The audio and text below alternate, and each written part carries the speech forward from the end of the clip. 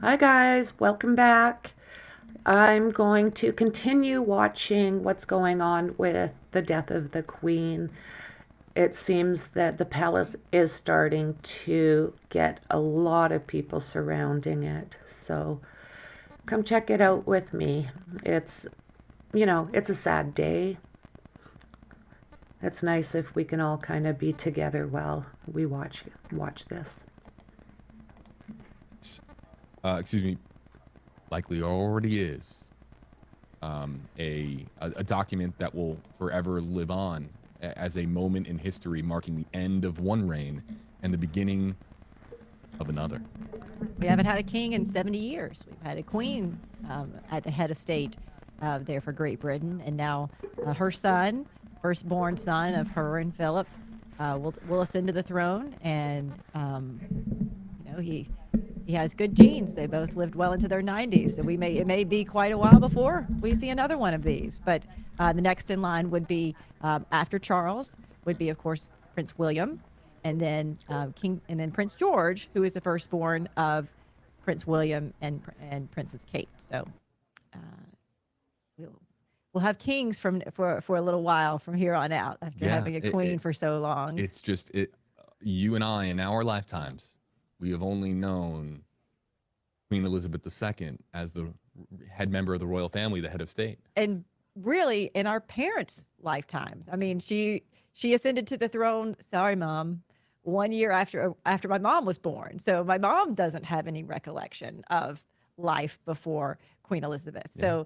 So you'd have to be into your 80s to have any real memories of life under King George. So which was her dad, and so yeah, 15 prime ministers, 14 presidents.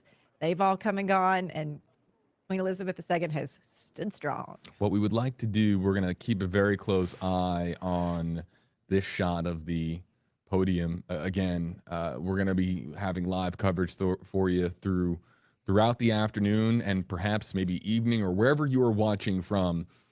Good afternoon to you folks. JB and Lee here with you live on WFLA Now, paying attention to all the feeds that are coming into the stream center, including this shot of the flag atop Buckingham Palace.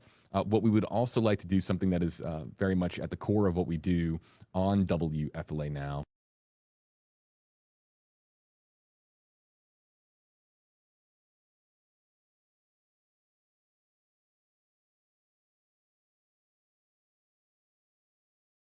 is we would like to take a moment to acknowledge your comments. And this is what we do in Next generation babies are being born. I'm sure she delighted in knowing that she had such a beautiful family that came behind her. Let's get to some of the comments that are coming in using hashtag HeyJB or hashtag HeyLee. Megan saying hashtag HeyJB, my thoughts and prayers to the royal family. Happy commenting hashtag HeyJB. She was a dedicated and dutiful monarch. I'm not sure I've ever heard a good thing about, okay, yep, these two individuals I'm not going to read. Does anyone think it would be better for, well, we're going to put this comment away. I'm not sure. We're going to try to keep things positive here, folks, if we can. You can continue to use hashtag HJB or hashtag HeyLee. We'll try to get comments that are focused on Queen Elizabeth II. So let me just allow some more of the rules here. As we try to put up respectful comments to the royal family and give you a voice here.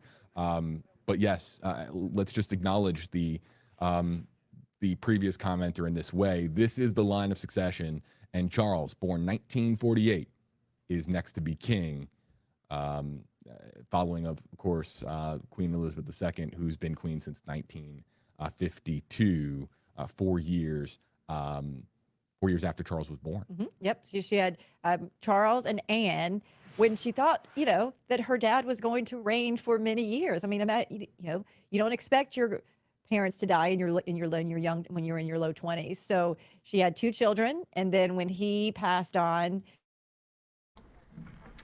See, that's the thing. She was queen before she was even grown up. She has done this basically her whole life. Part of her life that she did not expect to happen so soon. Let's get to this comment from Charlene. It's a question. Hashtag AJB was a statement put out regarding the cause of death of the Queen, or was it natural causes? And yeah, this is going to be, of course, the highly talented medical personnel that is always following the Queen and providing the Queen with the medical care that she needs.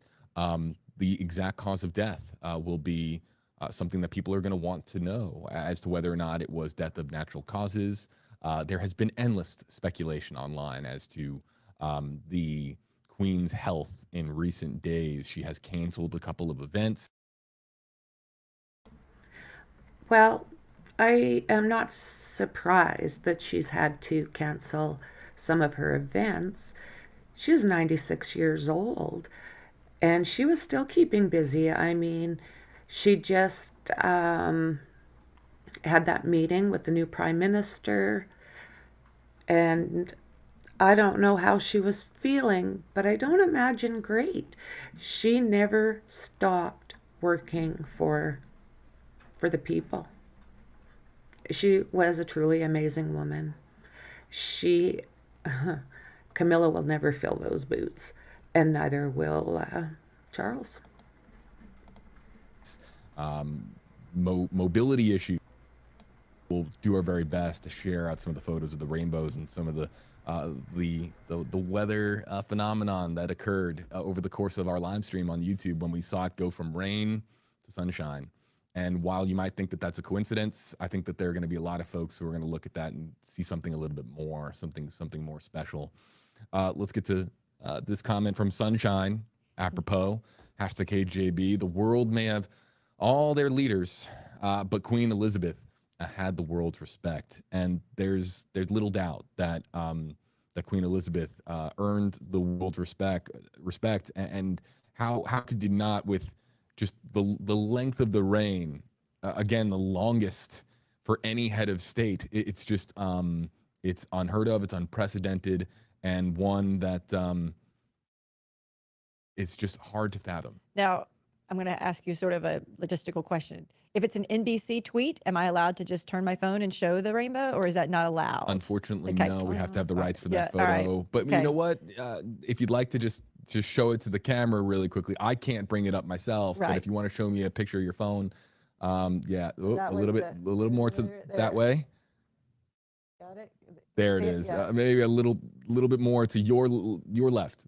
There we go. That's a little better. So anyway, so this was With the UK umbrella, that's with really the UK powerful. umbrella. So, but there's plenty others. But I thought since it was NBC, we could show it. But you know what? Maybe my phone just turned itself on around. There you go. I didn't post anything. Making sure that we're showing what we're allowed to be showing, folks, because on social media, there's going to be so much that comes out, and just making sure that we're following the rules here on WFLA Now. Lee Span, JB here with you live, and live in our stream center as we continue to monitor the aftermath of this massive historical news. Queen Elizabeth II passing away at the age of 96. So let's break down the expectations, Lee, if we can, for the minutes and hours ahead. We keep showing this podium shot. Has there been anything regarding a schedule as to when we're going to have this massive televised moment to all of the UK and all the world? That I have not seen. According to protocol, is that we should hear from King Charles today. I don't know that there is a protocol for hearing from the Prime Minister, which is outside of 10 Downing Street, what we're looking at here. So I'm sure at any, that a Prime Minister would make a statement. It does not necessarily need to be in the protocol. It's just, now Liz Truss is the head of the government there in Great Britain and in I guess just in England at this point. And so I'm sure we will hear from her. It does not necessarily have to be in the official protocol for that, but in the official protocol, we are to hear live televised broadcast from now King Charles. That's happening today. He will officially be proclaimed the king tomorrow. There's a set number of days between her death and her funeral, and that is 10 days. So during days 3 to 4, you'll see King Charles go throughout the UK, visiting the Scottish Parliament, Hillsborough Castle, St. Anne's Cathedral, and on day 5, a procession will begin, starting at Buckingham Palace and ending at the Houses of Parliament. And that's where the Queen will lie in state for 3 days as members of the public will visit to see her coffin. Then 6 to 9 days, King Charles will visit the Welsh Parliament, and the government at this point will be putting the final touches on the plans for the day of funeral. They are expecting hundreds of thousands of mourners to flock to the streets during the ninth day, and the funeral being held on the 10th day. They said employers are not obligated to give staff a day off, though it will be a day of national mourning, and a 2-minute moment of silence. So, yeah, I started a new stream after we got the news that Queen Elizabeth passed away. So, I'll be doing this, I'm thinking, most of the day. And yeah, I really enjoy the company. This is a sad day. It truly is. And now we have to get ready for, oh my God, King Charles. Will be held across Britain. Again, we don't know whether or not the royal family made it in time to be there. I'm sure that that some members of the royal family were there at her side, but whether or not others who were rushed in that royal convoy made it, it's unclear. But if we hear anything, we'll pass it along here to you live on WFLA Now. This not only establishes Charles as king, but we now have a new heir to the throne as well. And it comes in the form of the Duke of Cambridge. It comes in the form of William, who, of course, you don't need me to talk to you about who William is, who the Duke of Cambridge is, as we see some of the vehicles get through here to Balmoral Castle. But, of course, everybody moves up now in the line of succession, and Charles will be coronated as king and take over as the head of state for the royal family. And this is just the next 10 days are going to be history for the United Kingdom. And of course, all the people that are citizens of our,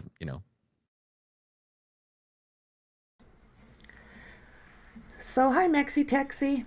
Yeah, she is our queen as well. So, ooh, lowercase q. Sorry about that. Yeah, so she does hold a special place in our hearts.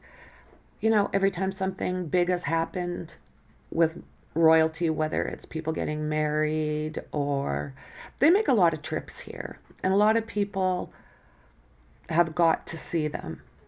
And yeah, you're right. It's going to be a crazy few days. And it's going to be crazy for the next few weeks. And my husband is now home for 10 days off for holidays. So I don't know. I got to figure out a way to get this running on the boat.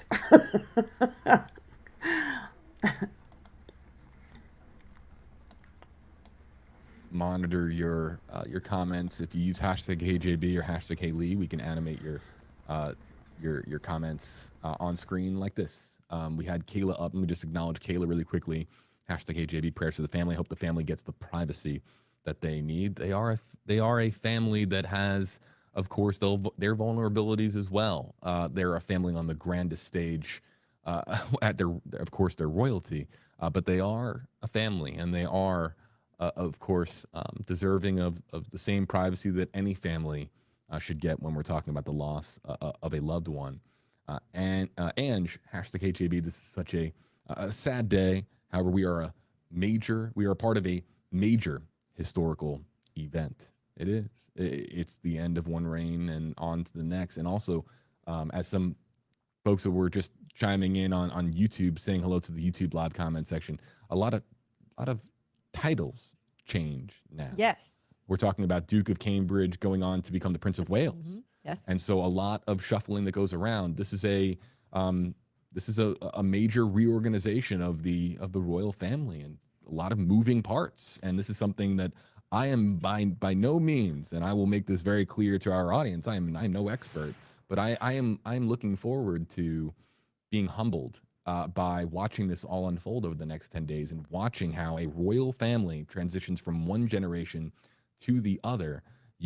unless you are somebody who is what, In your 80 or 90, 80s, yeah. in your 80s or your 90s, you can't recall the last time that there has been a major transition of power from one head of state to another within the royal family of the United Kingdom. So we're all going to be witnesses to this, and I'm looking forward to, as sad of a day as this is for Queen Elizabeth II, this is a moment in history, and we are going to be witnesses to watching this all unfold now over the next 10 days. And we'll do our very best to live stream as much of it as possible, because it will be fascinating. It will be fascinating. Yep. As many people will say, God save the king, the queen. Now we have to say, God save God the save king. the king. God save the king. Getting to some other Facebook Live comments. Again, you can use hashtag HeyJB or hashtag HeyLee. This is a big question that continues to come through.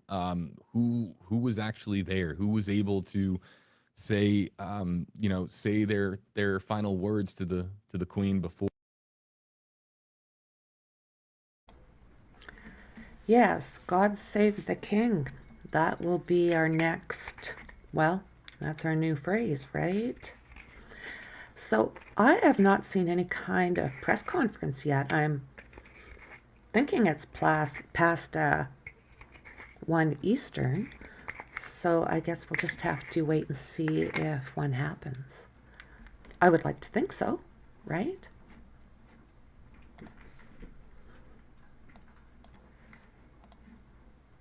This is Prime. Her life of service stretched beyond most of our living memories. In return, she was loved and admired by the people in the United Kingdom and all around the world. She has been a personal inspiration to me and to many Britons. Her devotion to duty is an example to us all. Earlier this week, at 96, she remained determined to carry out her duties, as she appointed me as her 15th Prime Minister. Throughout her life, she's visited more than 100 countries, and she has touched the lives of millions around the world. In the difficult days ahead, we will come together with our friends across the United Kingdom, the Commonwealth, and the world to celebrate her extraordinary lifetime of service. It is a day of great loss, but Queen Elizabeth II leaves a great legacy. Today, the crown passes, as it has done for more than 1,000 years, to our new monarch, our new head of state, His Majesty, King Charles III. With the King's family, we mourn the loss of his mother, and as we mourn, we must come together as a people to support him, to help him bear the awesome responsibility that he now carries for us all. We offer him our loyalty and devotion, just as his mother devoted so much to so many for so long. And with the passing of the second Elizabethan age, we usher in a new era in the magnificent history of our great country, exactly as Her Majesty would have wished, by saying the words, "God save the King."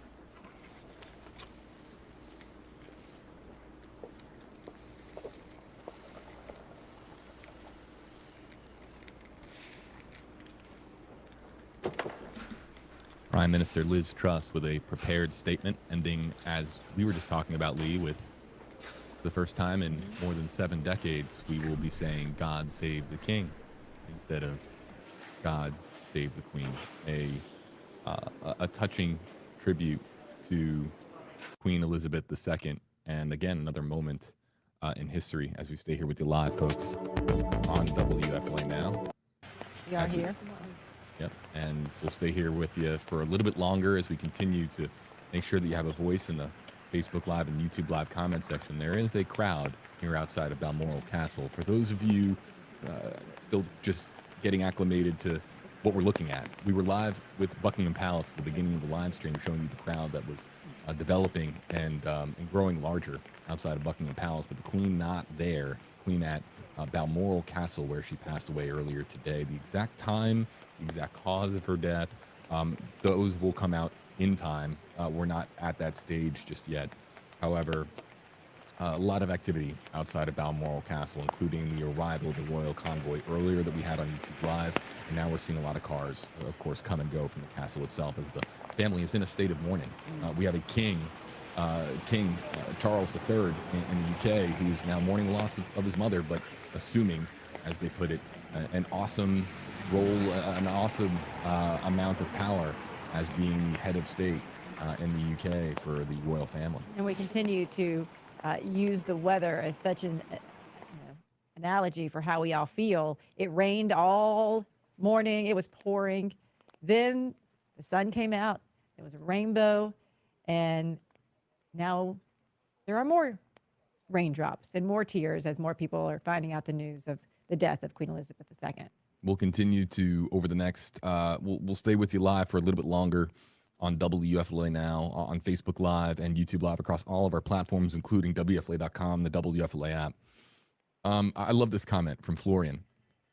I think that there are a lot of people who, so here in the United States, and I can speak, of course, for the United States, I've never lived in the UK. I've never visited the UK. I hope to visit the UK one day. You do. You definitely. I don't know. I can't speak to what it is like today for the people of the United Kingdom, the people of England, the people of Scotland, the people who are just experiencing something that they haven't experienced really in their lifetimes, as we've been noting, unless you're considerably older. I can't speak to what it is like for them. I can speak that there are folks here in the United States that are so very much, let's just call them fans of the royal family, and who follow all the developments that happen with the royal family, whether it's William or Harry or Kate or Meghan Markle. Of course, when Meghan Markle was a major news story years ago with Harry, just there are some people who were just completely locked into everything related to the royal family. And I can't speak for, I'm not one of those people. I'm being very coy and honest with you, but some people are. And some people feel this incredible kinship with the royal family and feel this incredible sense of connection to the royal family and want to know everything that is going on within the royal family at all times. I love this comment from Florida, and I'm going to put it up here on our screen. Hashtag KJB. She was like everyone's grandmother, the most respected queen in the world. Her death shocked everybody. One of the saddest days of 2022. Rest in peace, Queen Elizabeth II. But this is a comment that just sums up how connected some people feel to the royal family and how connected some people feel, Lee, to Queen Elizabeth II. I have always said that Queen Elizabeth looks just like my grandmother. They look identical. And so you're right. She is everyone's grandmother. I don't know if it's the hair that, the way they coif their hair from, in that time, the walk. I'm going to try a different stream. Looks like it might be good.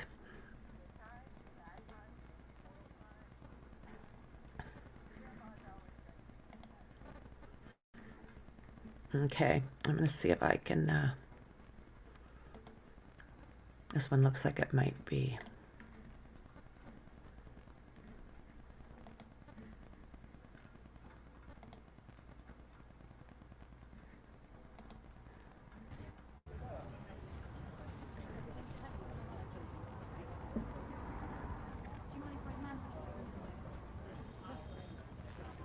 Are we going to get any audio?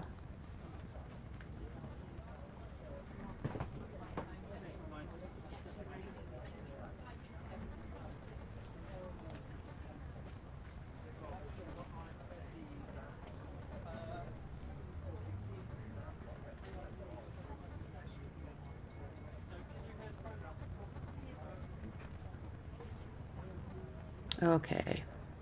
Why am I not getting any,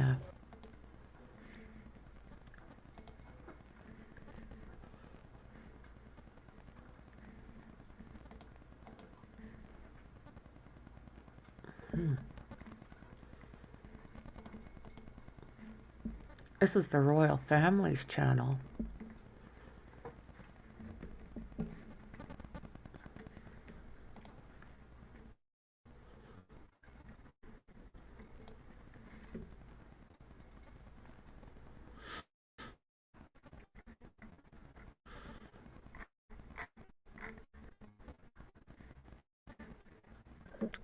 Still no audio.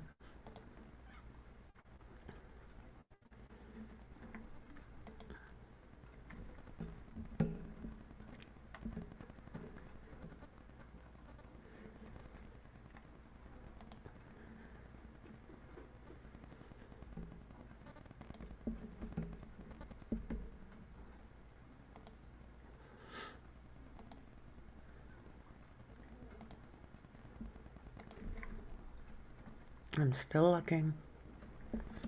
What's going on here? Something doesn't even... Sorry, guys.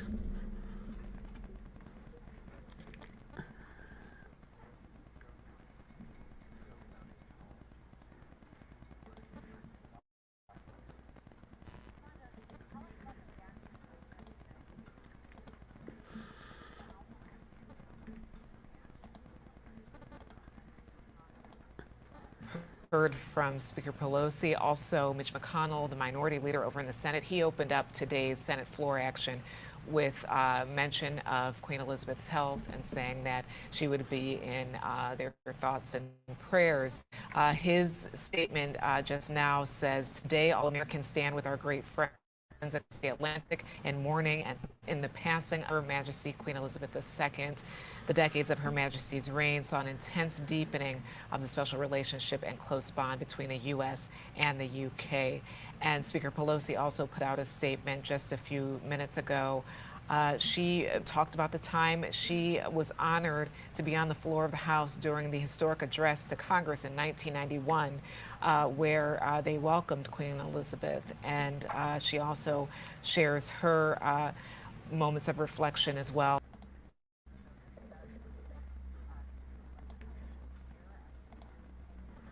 Okay, I think I found a better one.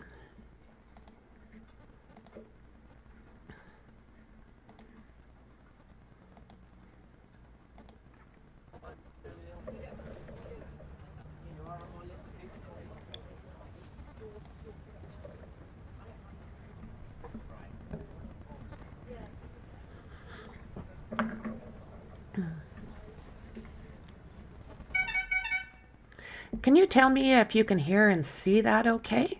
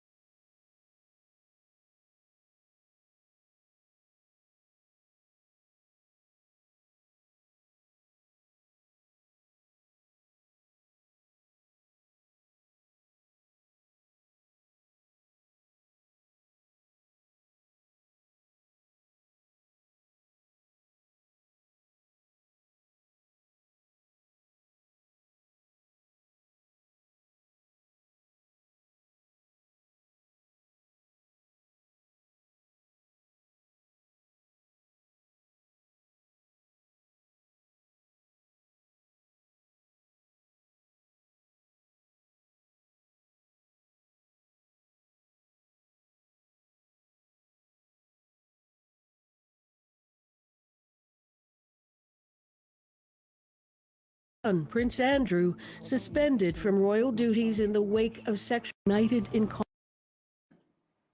We will be with our friends again. We will be with our families again. We will meet again. The Queen spent much of Britain's lockdown at Windsor Castle with Prince Philip. But in the spring of 2021, after 73 years of marriage, she lost the husband she described as her strength and stay. He was 99, his death a reminder to the nation of the Queen's own mortality, people mourning both for her and with her. She emerged from mourning a little smaller, a little more fragile looking. But the golden thread was still there and wending its way inexorably towards the next milestone. This one, platinum. Elizabeth marked her 70th year on the throne February 6, 2022. And in June of that year, the nation came together to celebrate her Platinum Jubilee. The famous Mall was again draped in Union Jacks and plump with well-wishers. Shops full of anything and everything relating to the Queen, corgis included. Good evening, Mr. Bond. Good evening, Your Majesty. They'd made an appearance in a video for the Diamond Jubilee a decade earlier, along with the James Bond of the day and featuring the Queen herself. I do hope you're having a lovely Jubilee. This time, it was Paddington Bear's turn, offering up an answer to one of the great questions of the Queen's reign, just what she'd been keeping in her purse all those years. You would like a marmalade sandwich? I always keep one for emergencies. So do I. I keep mine in here. For later. But the Platinum Jubilee was also notable for what the Queen did not do, absenting herself from some of the key events, other members of the royal family stepping in. Earlier in the year, Prince Charles read the speech from the throne for his mother for the first time. It was a nod to the inevitable changing of the guard to come, however unthinkable for some.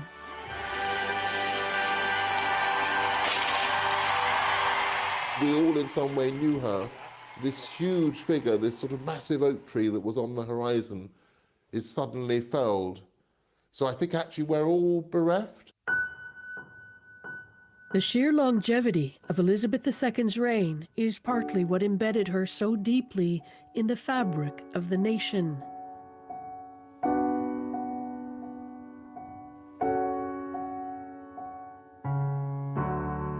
With her passing, Britain's test going forward will be to maintain its sense of identity.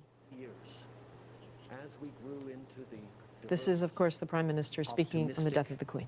Responsible, ambitious, and extraordinary country we are today. As her 12th Canadian Prime Minister, I'm having trouble believing that my last sit-down with her was my last. I will so miss those chats. She was thoughtful, wise, curious, helpful, funny, and so much more. In a complicated world, her steady grace and resolve brought comfort and strength to us all. Canada is in mourning.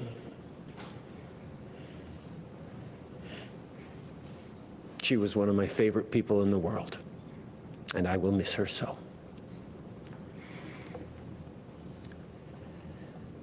C'est avec une grande tristesse que nous apprenons aujourd'hui du décès de Sa Majesté la Reine Élisabeth II. Elle était notre reine pendant presque la moitié de l'existence almost du Canada. half of Canada's existence, Elle avait une affection and évidente, she had an obvious and deep and abiding love and affection for all Canadians.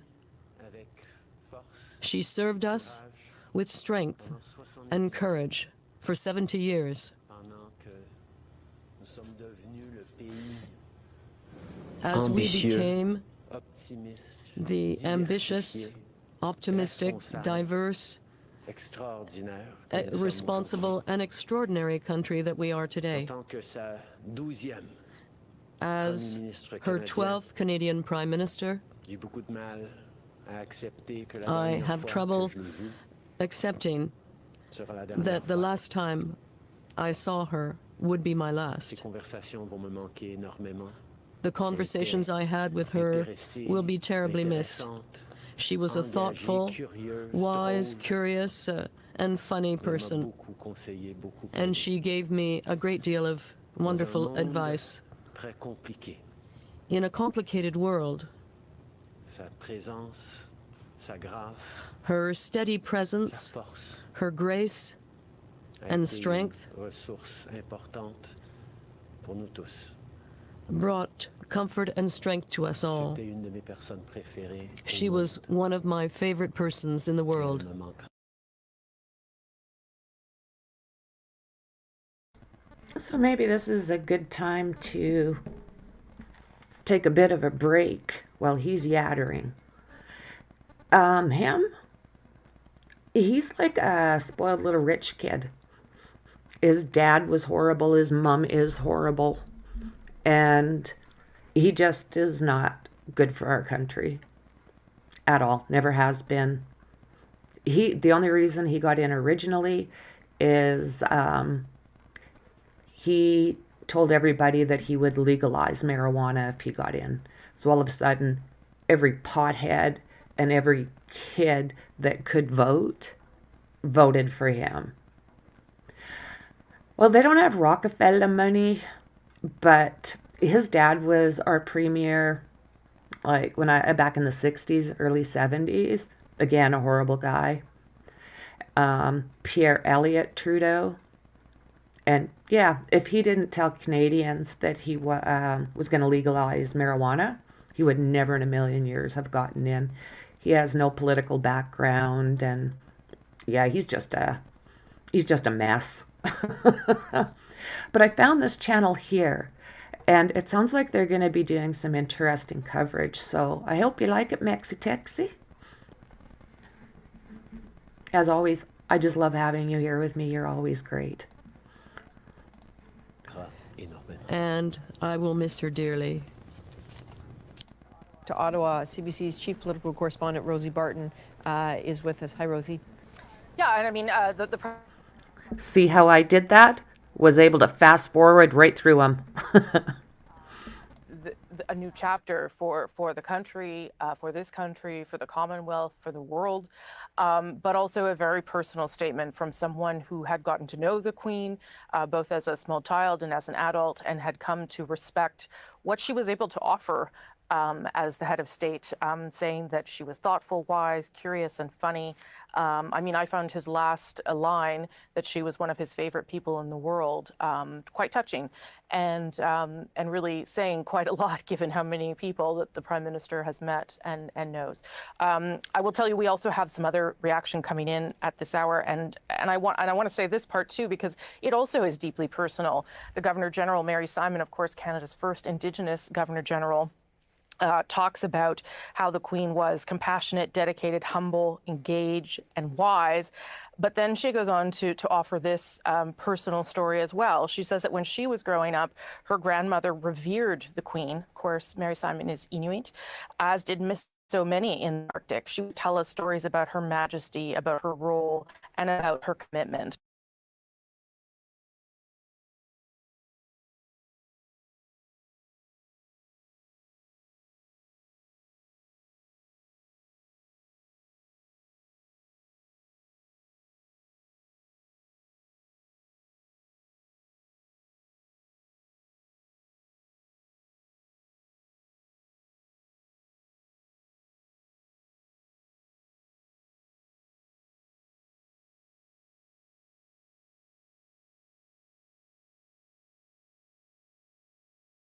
this, and that he really wanted it. I think that was the thing I came away with that discussion. He wants to do this, and he wants to have a chance, and now he's got it. What's so complicated, Autumn, is that most people coming into power don't have to rely on their mother dying. Often you are elected into office, or maybe you seize power, but it's not usually this true passage anymore of a family line. So it's a complicated moment for him. It's a complicated moment, and it's also, I mean, this is dictated everything about his life. For 73 years, he's been told this would be his destiny. It decided, whether his schooling at home. It dictated, who he married, with famously disastrous results the first time around. This has been so much leading up to this moment for Charles, and now, he's 73 when he becomes king. Is it the questions of how long of a time, will he have to really shape a reign? What kind of legacy might he have? There's, so much to look forward to. Rhonda Colvin, let's go to you for reaction from President Biden. Rhonda. Yeah, President Biden and First Lady Jill Biden just put out their statement just seconds ago, really. I'm going through it, and this is probably one of the longest statements I've ever read from the White House. It's several paragraphs long. He says Her Majesty Queen Elizabeth II was more than a monarch. She defined an era.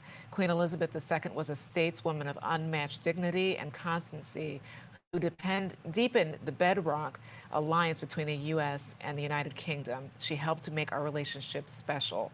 He then goes on to talk about the first time he met the Queen, and it was in 1982 when traveling to the U.K. as a part of a Senate delegation. And he adds that we were honored that she extended her hospitality to us in June 2021 during our first overseas trip as President and First Lady, where she charmed us with her wit, moved us with her kindness, and generously shared with us her wisdom. And he continues on with his reflections. But again, this just came out from the president on his reaction to hearing the news. And it's a very lengthy statement, and it's probably a testament to the type of loss that a lot of global leaders feel that this is right now. Hannah, what will you be watching in the coming hours and days? Well, I've just been looking at how the British media is going to continue to cover this. And it's been announced that the BBC, all BBC programming is going to obviously focus on this, including all BBC radio stations are going to be playing the same program until at least 7 a.m. tomorrow. And that's including, I have to say, not just obviously the news channels, but like the dance music channel, all of these things. Really, you see this machine of British media kicking into gear to cover this. The other thing I'm thinking about is just occurring to me that now the new second in line to the throne is now a 9-year-old, is now Prince George, after William, who's 40. And you see how we've been talking about the buffers, how long that Charles himself has waited for this moment, how suddenly everyone else has now moved up in that line of succession without too many people between the current king and a 9-year-old boy. Really, as we discuss the sort of how will this 10-day, how will this commemoration really mark ways that the royal family may try to continue to modernize? We've been speaking a little about this. How do they continue to prove their relevance to the public? How do they continue to prove that they are worth the taxpayer money, are worth the vast. So kind of how it goes is, it's why they always get, when they get married, they have babies really fast. They need a male heir, and the oldest is always, so Charles is the oldest out of the boys. That's why he's next. And then the next oldest male is William. So he's following. And then there's that little 9-year-old. So if something happens to both Charles and William, God forbid, there's a 9-year-old that's next. And the reason the Queen became Queen, the first one, that was next in line was a male. And he didn't want it. He gave it up so he could be with a woman that wasn't approved of by Buckingham, I guess. So it was passed down to Queen Elizabeth's dad. And when her dad died very young, she had just married Prince Philip. She was 25. And I think they might have been on their honeymoon when this happened. But when her dad passed away, there was no boys. There was just Queen Elizabeth and Princess Margaret. So Queen Elizabeth is the oldest of his children. So she became the queen, which has not happened forever and ever and ever and ever and ever. So now her first, like I said, is going to be Charles, due to he's the male, the oldest male. Doesn't mean he's the most qualified, because in my personal opinion, he's not. But that's kind of how that works.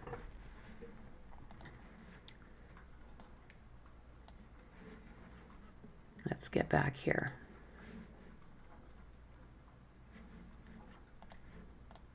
Around the world on what happened. I think we know that there was a little bit of magic going on with Queen Elizabeth. She took the throne at a difficult time. She didn't want it. She went through wars and scandals and deaths, and she lasted until she was 96. And I think people give her a lot of credit for being a tough, somewhat mischievous lady.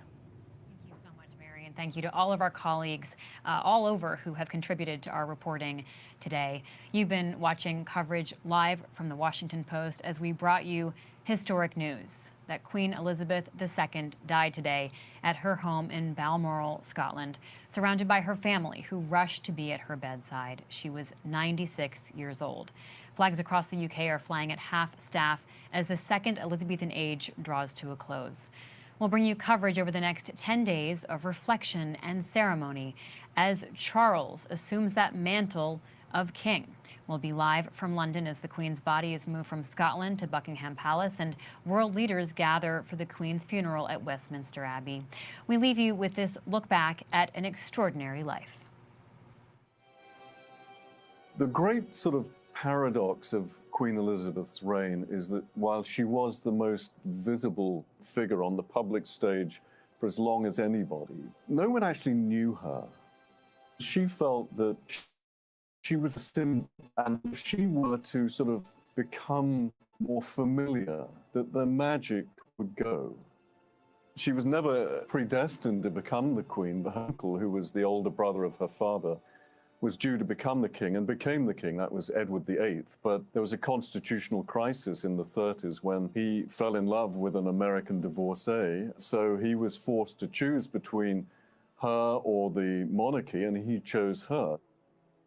And so at the age of 10, she suddenly became the next in line to the throne.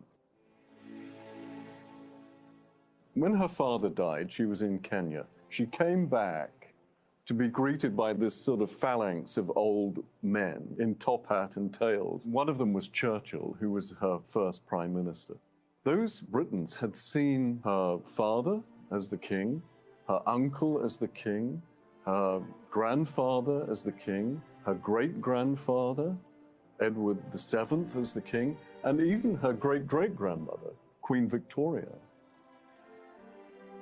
I declare before you all that my whole life, whether it be long or short, shall be devoted to your service and to the service of our great imperial family to which we all belong.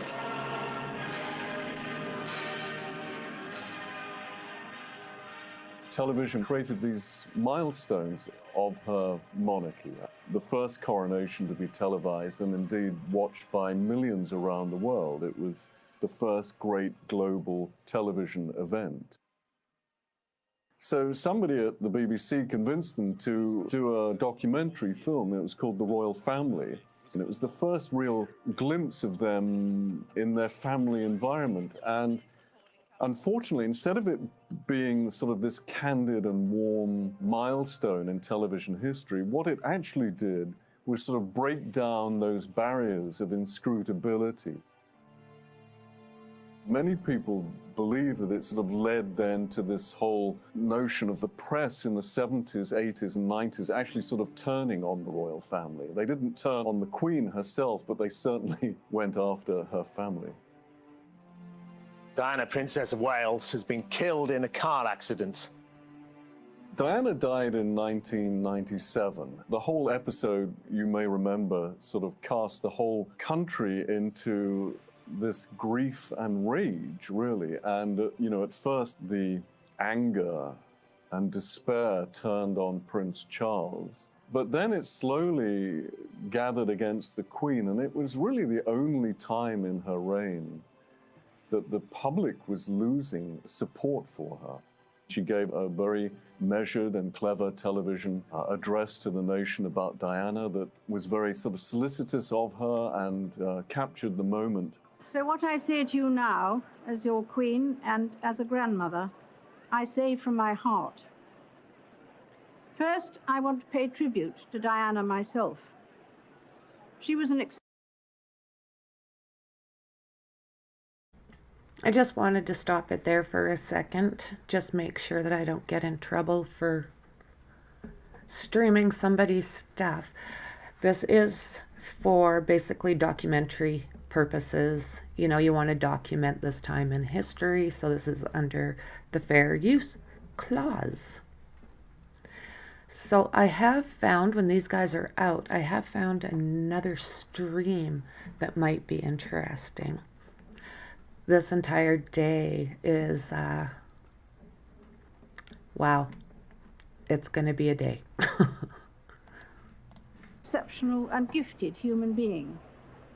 In good times and bad, she never lost her capacity to smile and laugh, nor to inspire others with her warmth and kindness.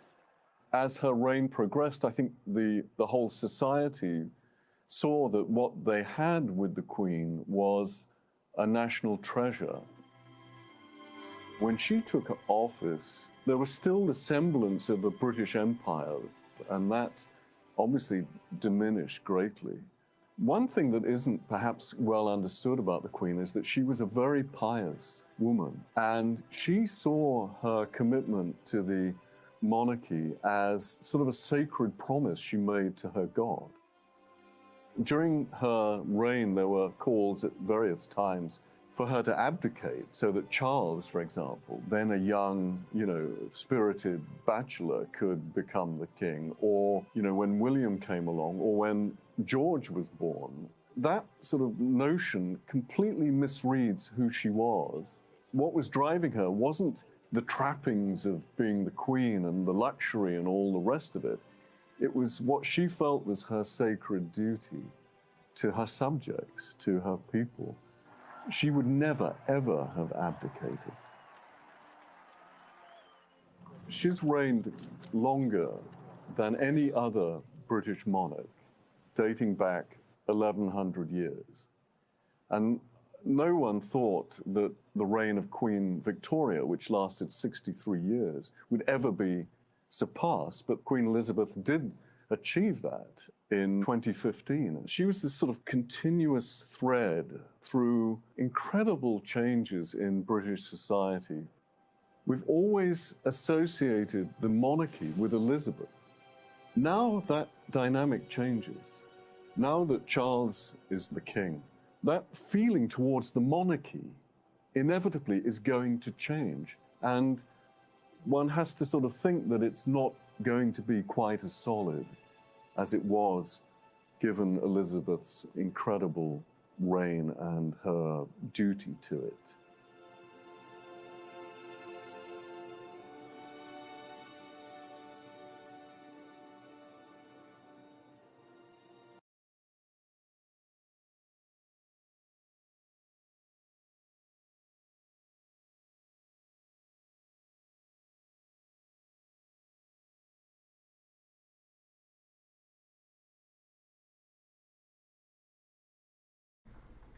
I'm not sure where the volume went. But I'm going to try something else right now.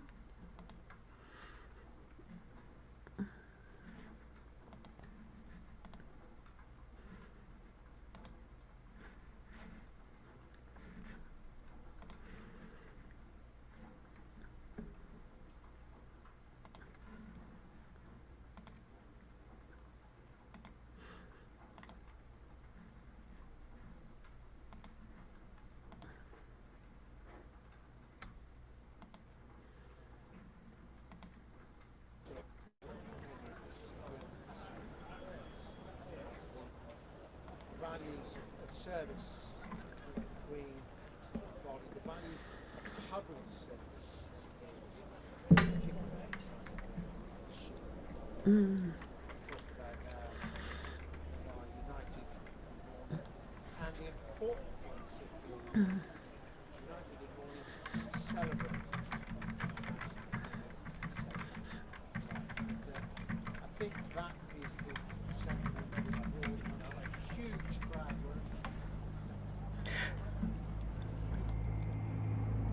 So we'll watch this for a few minutes and see if we can get some more information. And if not, I'll keep looking.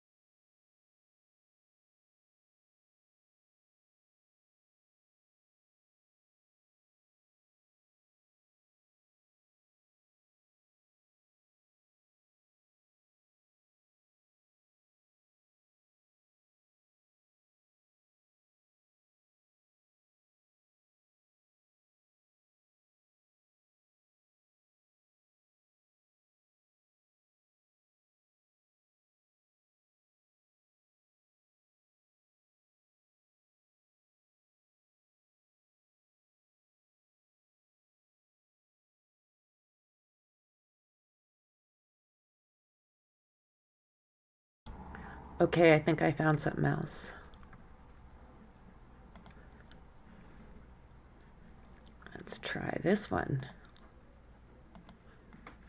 Some of them are not staying on for any length of time, and other ones, I don't know. So let's check this out.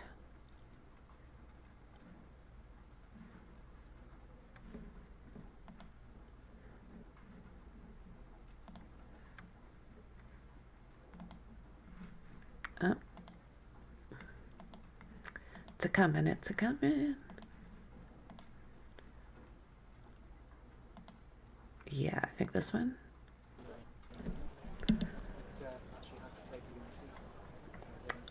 Well, we're back here again then.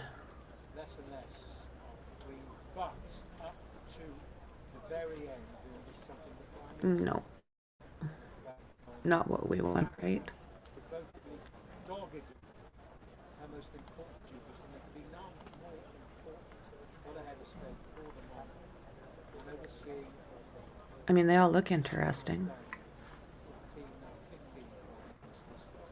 Oh. Sometimes between parties, and as we've seen in the last few years, within a party, but nevertheless a smooth transition, passing from Boris Johnson, remember just 3 days ago, Her Majesty the Queen was on the throne and Boris Johnson was in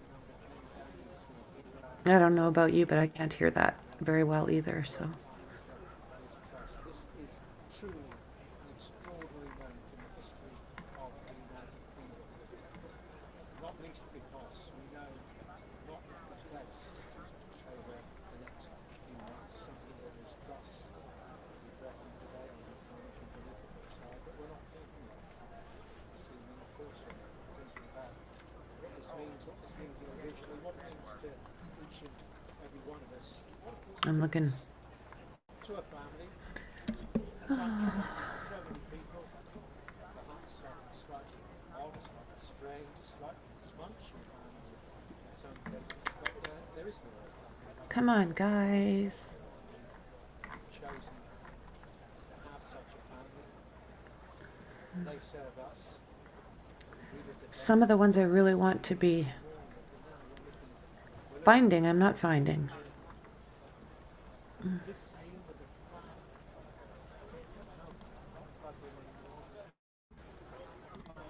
Okay, maybe we'll try this one. Lordy, lordy. No.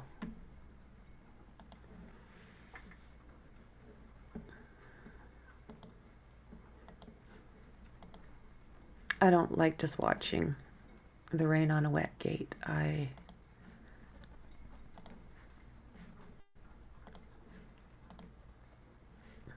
Very dignified, and we'd like to see what he really feels, I suppose. King Charles III is the official title he takes on. As he goes about, shaping the monarchy in whatever fashion he wants to do, does he have someone he relies on? For example, did he often rely on his mother, or did he have other counsel? Well, also his wife, of course, the Duchess of Cornwall, who is a tremendous, now the Queen consort, of course, a tremendous advisor to him in his life, and so he will be listening to her excellent advice as well. And he will lead not only as head of state, but lead a family that sometimes can have its dysfunctional moments, as many families do, but most families not, certainly in the public kind of way that we've seen. Well, wouldn't it be great, though, if they use this opportunity to come together? They're going to be, Harry and William are going, they are together at the moment up at Balmoral with their father. This would be the absolute ideal time to do what the Queen herself obviously desperately wanted, which is for them to patch up their differences and to make up and to end this split, which is obvious and slightly undignified and certainly very bad for the royal family. And if they could do that, then I think it would be very, very good for all concerned. Obviously, things might have gone too far, but it's a perfect opportunity. The death of the Queen, as we had noted in some of the earlier conversations, brings about a period for a lot of people. They don't know a world without Queen Elizabeth. Will this get people to reevaluate the importance of a monarchy? I think that as we have about 85% or so of people who, in the polls, who support the concept of this constitutional limited monarchy, which has no de facto powers but great vestigial prerogative powers. Frankly, we've made up our minds about this. It's not one we're going to change regarding who happens to be wearing the crown at the time. It's a very popular system here. And what do you think life will be like in the coming weeks during this period of mourning leading up to the funeral? Well, I think what we're going to see are vast lines of people that are going to spread all the way down the River Thames, all the way to the business district of the City of London. It'll cross a couple of the bridges, I think. It will be number in its hundreds of thousands. I think that they won't care what the weather's like. They will get in that line in order to file past the catafalque, the coffin of the Queen as it lies in state at Westminster Abbey, and then Westminster Hall, and then we will really see how much the Queen has touched the lives not only of Britons, but people are actually already been hearing about people coming from all over the Commonwealth to walk past the coffin. So I think that will be an extraordinary phenomenon. Andrew, what do you think was her finest moment, at least in public life? Gosh, there were so many. There really were. I mean, one has to remember she's the last reigning monarch who actually served in the Second World War. She was a member of the ATS in the Second World War. And that in itself is quite something. The moment that she was up on the balcony waving to the crowds on VE Day when after Germany had surrendered in the Second World War alongside her parents and Winston Churchill. I mean, that was obviously a fantastic moment. I think that phrase that that President Biden mentioned after 9/11 when she said that grief is the price we pay for love, that it still gets me in the throat, that statement. She was a very, very pro-American monarch. She loved America. Whenever she had a chance to go on holiday, which was only 3 times in her life, i.e. a holiday where she was not holidaying as the Queen, she went to America each time, to Kentucky. So I think that the way in which, through soft power, she's managed to make our country a major minor one on the world stage is something that we're going to thank her very greatly. Yes, we're entering a period, certainly a period of mourning in the UK, but a reflection on a life well lived. 96 years old. Let's pause for a moment to give an update to those just joining us. Queen Elizabeth II, Britain's longest-serving monarch, has died at the age of 96. Buckingham Palace posting a statement that reads in part, "The Queen died peacefully at Balmoral this afternoon." Her family rushed to be at the Queen's side at Balmoral earlier today after doctors publicly stated that they had become concerned for her health. The Queen reigned for 7 decades through periods of peace and crisis. And now, for the first time in 70 years, the UK has a new monarch. King Charles III, who was chosen to go by that name, the third, the Queen's son, stepping into his new role the moment she passed away. He issued a statement that reads in part, "The death of my beloved mother, Her Majesty the Queen, is a moment of the greatest sadness for me and all members of my family." Let's take a moment now to look back at the Queen's remarkable legacy.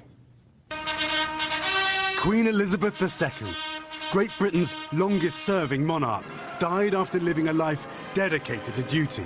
Born in 1920. I hope you enjoy this channel. It seems to have the best reporting. And if you guys happen to see something else that you think has got even better, let me know and we can check that out as well. Oh, Mexi Texi, you're just awesome. Sealed a special relationship with her future subjects. Westminster Abbey, 1953, the first time TV cameras were allowed inside to record a coronation. The celebration was seen worldwide. And Elizabeth's reign would be felt worldwide. She was the most widely travelled monarch in history. She helped transform Britain's empire, easing former colonies into states, and all that while balancing motherhood and monarchy, 3 sons and a daughter. The pomp was there, but circumstances changed. For the first time, the Queen opened the royal family to the public eye. She encouraged her children to live lives beyond the palace walls. In some ways, the royal family appeared just like the rest of us, vulnerable. There was divorce and reconciliation. Her son, Prince Andrew, mired in accusations of sexual misconduct. But the tragedy of Princess Diana was an especially dark moment for the royal family. Her fairy tale romance and marriage ended in scandal with a messy divorce and then death. Diana killed in a traffic accident in Paris. The royal family grieved privately, but there was growing anger in Britain that the monarchy was out of touch, detached and aloof.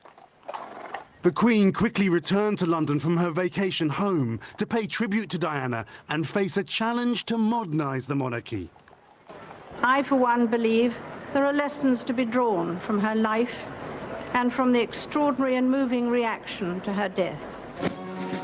Queen Elizabeth set out to change the face of monarchy. It would be more open, compassionate, in touch with a changing British public.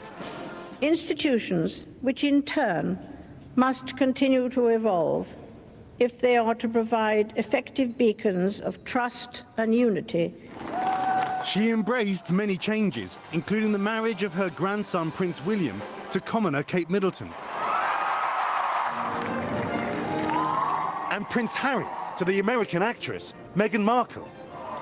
She celebrated the birth of great-grandchildren, including Prince George, third in line to the throne. In 2021, her beloved husband of 7 decades, Prince Philip, died. In her words, he was her strength and stay. But this was so sad. Oh my God. When he died, like, oh, yeah, Meghan Markle. I don't know if it's true or not, but some reports were saying she's there. Other ones are saying not. It'll be interesting to see after she basically ran them into the ground. Jubilee celebrated with a military parade. Beacons lit across the world. I keep mine in here. A surprise appearance from Paddington Bear. And over 10 million people across Britain gathering for street parties to honour their one and only Queen. The Jubilee concluded with a final wave from Queen Elizabeth from the balcony of Buckingham Palace. She was joined by 3 future kings, Prince Charles, Prince William and Prince George. The crowds cheering for Queen Elizabeth II, a monarch for the ages. Keir Simmons, NBC News. And Keir joining us now from outside Buckingham Palace in London. And Keir, we spoke shortly after the news broke, and I think you expressed perhaps what a lot of people were feeling, that they were surprised at the reaction to this news, knowing the inevitability, knowing her frail health, her age.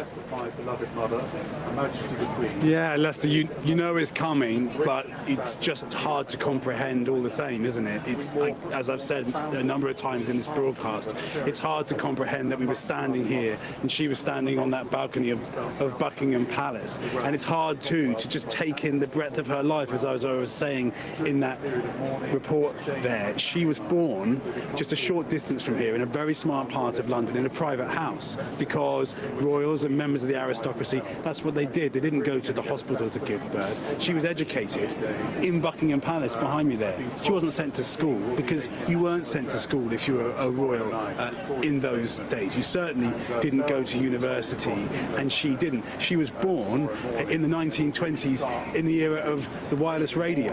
There were no computers, there were no cell phones, and yet, and I'm just going to step out the way so you can just see this, and I know it's dark so it's hard to see, but the lights that you can see amongst that crowd are the lights of cell phones being held up by the crowd, and now a little bit hidden by the umbrellas, which in that classic, I mean, it's completely British, isn't it, that people are having to stand there with umbrellas because there was a light drizzle of rain right now. But, you know, as I was saying, the lights you can see are the lights of cell phones.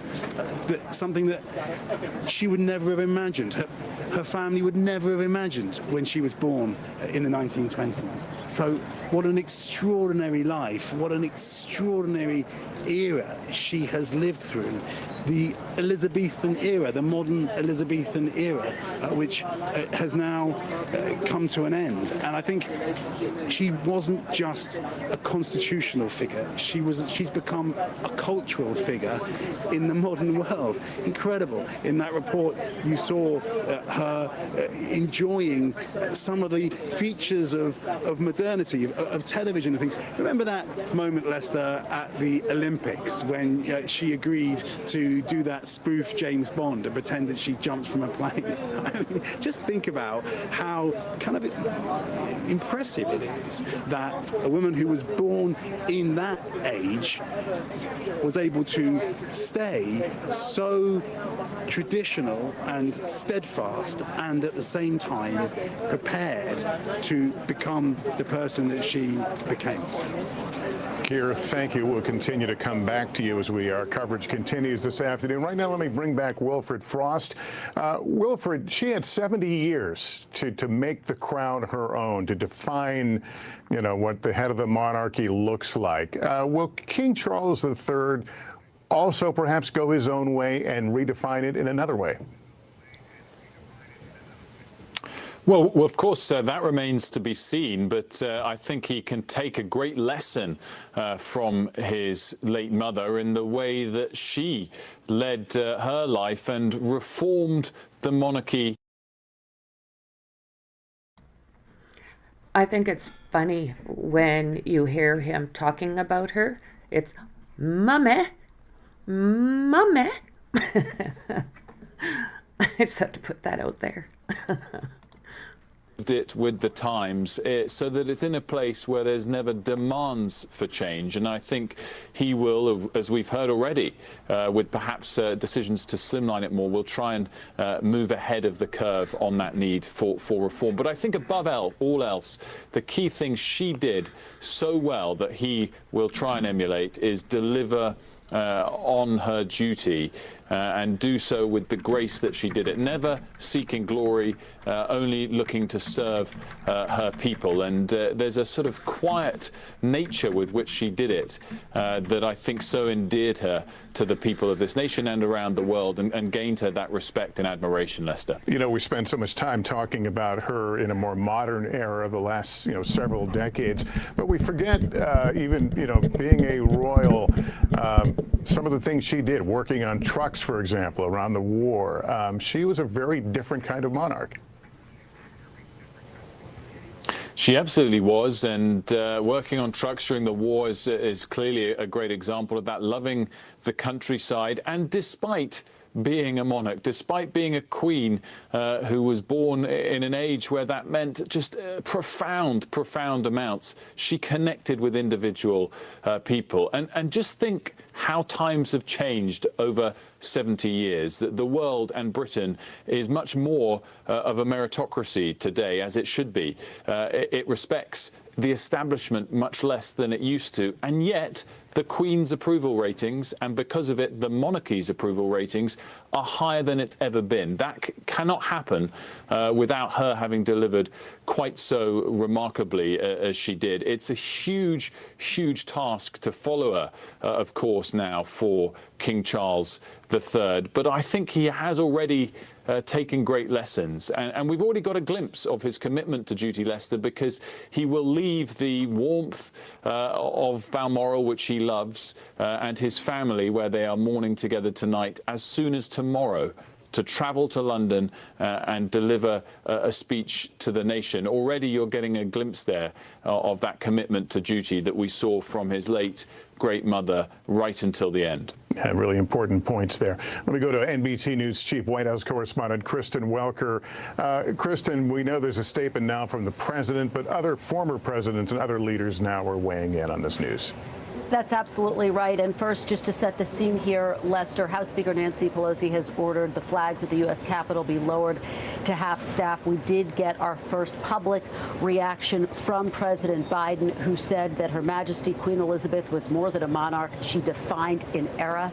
He goes on to say, in a world of constant change, she was a steadying presence and a source of comfort and pride for generations of Britons, including many who have never known their country without her. The president called calling her an enduring admiration for Queen Elizabeth, united people across the Commonwealth. This 7 decades of her history-making reign bore witness to an age of unprecedented human advancement and the forward march of human dignity. And as you say, Lester, we are hearing from former presidents as well who met her. Former President Donald Trump saying, Melania and I are deeply saddened to learn of the loss of Her Majesty Queen Elizabeth II. He met with her in 2018 and 2019. The former president going on to say she will always be remembered for her faithfulness to her country and her unwavering devotion to her fellow countrymen and women. Former President Obama and Mrs. Obama also releasing a statement. They were just here at the White House yesterday for the unveiling of their portraits. The former president saying, Michelle and I were lucky enough to come to know Her Majesty, and she meant a great deal to us. Back when we were just beginning to navigate life as President and First Lady, she welcomed us to the world stage and with open arms, with extraordinary generosity. Time and time again, we were struck by her warmth, the way she put people at ease, and how she brought her considerable humor and charm to moments of great pomp and circumstance. The Obamas meeting with her as well several times. And then former President George W. Bush writing, Her Majesty Queen Elizabeth II was loved and admired by President and Mrs. Bush. She set the standard for steady and dedicated service, performing her duty without fail throughout a historic period for the UK and the world. President Clinton saying we will always be grateful for the kindness she showed us through the years, particularly during our visits to Buckingham Palace in 1995 and 2000, and for all she did to deepen the special relationship. And then the statement from the Carters as well, saying that her dignity, graciousness, and sense of duty have been an inspiration, and we join the millions around the world in mourning a remarkable leader. And I think that really underscores the point, Lester, that people are mourning all across the country here and really all around the world. And these extraordinary visits that she had with the present president and former presidents, 14 in all, if you count a meeting that she had with former President Hoover at the time. 70 years, that is a long darn time to truly have one of the hardest jobs there is out there. And she did it all with grace. I just think she was an amazing woman. And I'm not too sure what, I don't know, King Charles? Oh my goodness. It's going to be interesting to see how he deals with things.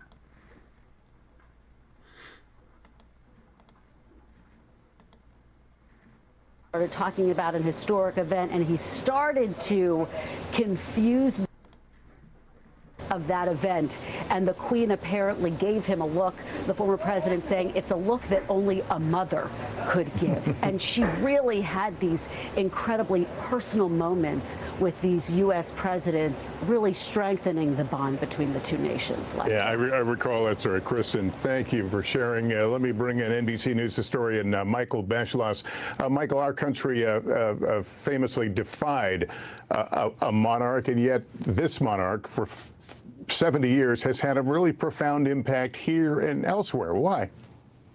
Well, one thing I think we've got to really focus on, and we'll learn probably more about Lester in the next few weeks and months and years, is that this was really an amazing woman. This was not just someone who was a great diplomat and knew not to laugh at the wrong time or not to give someone the side eye if they were doing something wrong. You know, think of it this way. She was born in the 1920s. Her father was the brother of the Prince of Wales. She was never expected to become queen. She was not really high up in the line of succession. Suddenly, the king abdicates in 1937. Suddenly, she is going to be the heir to the new king. And the result is that she then becomes queen in her 20s in 1952, a time when most people are pretty unformed. And look what a different world it was. You know, we were talking, Kristen was mentioning the fact that she met with President Kennedy in 1961. Well, when Kennedy went to Buckingham Palace, the British government said, is there anyone you'd like to have at the banquet with the Queen? And Kennedy's aide said, yes, we'd like Jackie Kennedy's sister Lee, who lives in the house in London, very close to Buckingham Palace. And the palace replied, we can't have Jackie's sister because she's divorced. The Queen does not entertain divorced people at dinner at Buckingham Palace. That was only 1961. Look at how different that was from the world of 2022, yet Queen Elizabeth II managed to remain central and relevant.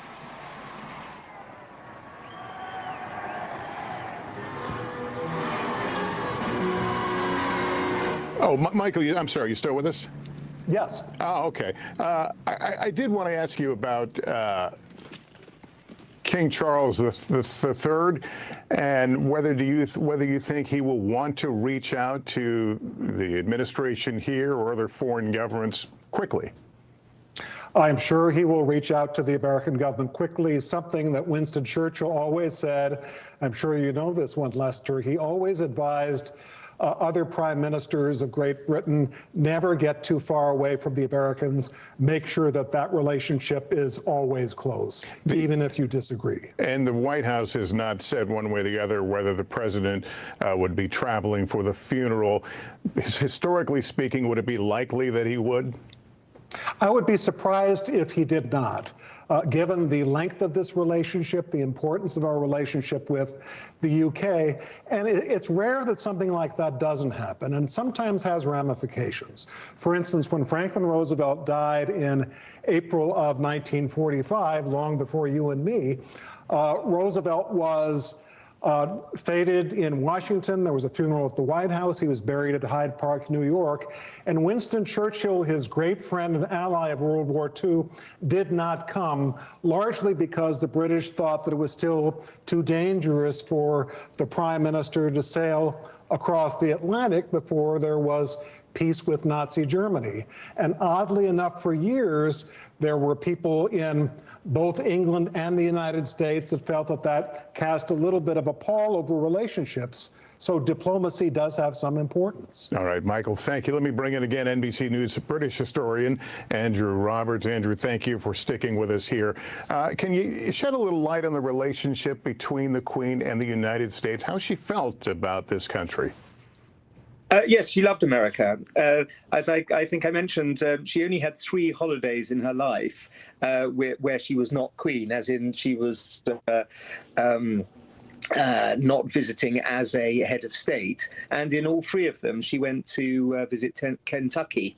And her, in a sense, personal belief in the special relationship was something that was inculcated with her during the Second World War, especially the way in which she got on with people like Dwight Eisenhower. And she also made a special effort with all the American ambassadors to the Court of St. James. So yes, she was somebody who loved America. And I think that.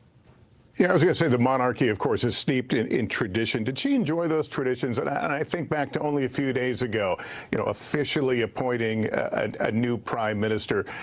Did those sort of things, were they important to her that they follow a strict tradition? Absolutely. Well, that is her job, to appoint prime ministers. It's an absolutely central, key constitutional point. I'm surprised at how tiny. I guess I never really paid attention to how tiny she was. Such a big figure, right? Wow. And I mean, she looks tough too. Like, I don't think she would take any shit from anyone. Yeah, and doesn't the Queen and now the King offer advice in terms of state policy? That's right. Well, we don't know exactly what is said in the meetings because the Queen has never said, and the Prime Ministers certainly never say. She is constitutionally expected to, the phrases advise, encourage, and warn, and we believe that she has done all of those 3 things to her prime ministers at different stages. But the fact is, we just can't be certain. All right, Andrew, thank you for that. We want to show you a picture just from a moment ago. The flag, the American flag at the White House is now at half staff. And to honor Queen Elizabeth, who died today at 96. Let me bring in Wendy Nagel. She's the editor-in-chief for People magazine. Wendy, we've been looking through this through the eyes of America, her relationship with America, and the importance of a figure like the Queen to many Americans. Can you enlighten us on that, why this connection is so strong? I think the connection is so strong. Obviously, this is a key ally for us, but also there are so few female leaders that we've seen over this tenure of time, and she has been our strength and stay. She's told us how to keep calm and carry on. You know, she has seen so much of history and been a part of history and been a real leader that people can aspire to in terms of everything that she has weathered with such a calm demeanor and her incredible sense of duty.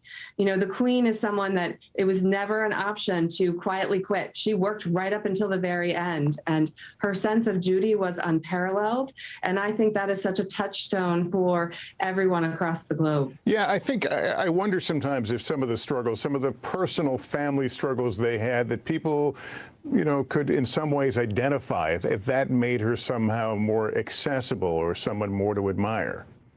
Yes, I think that's exactly true. We could all relate to the tensions and issues that bubbled up in the family, and we could see how that played out in our own families, and it made her incredibly relatable.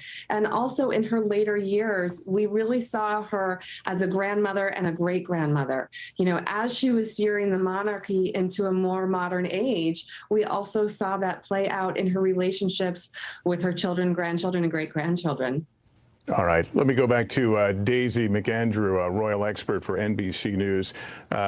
Daisy, as we enter this period of mourning right now, our friend Keir Simmons acknowledged that a lot of folks don't know how to react. They saw this coming, they knew it was likely going to happen soon, but are surprised by the reactions. Do you think we're going to see a lot of that, a sense of surprise of people feeling the way they feel?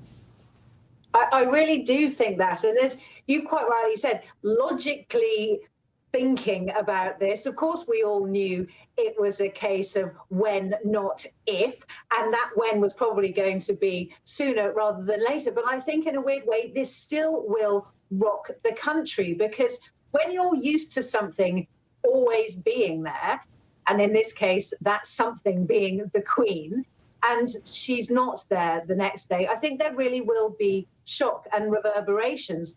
And it might take a while, but I suspect that when her body is brought back to London and is laid in state in Westminster Hall in the Houses of Parliament, I think the numbers of people that will come to show their respects will be huge.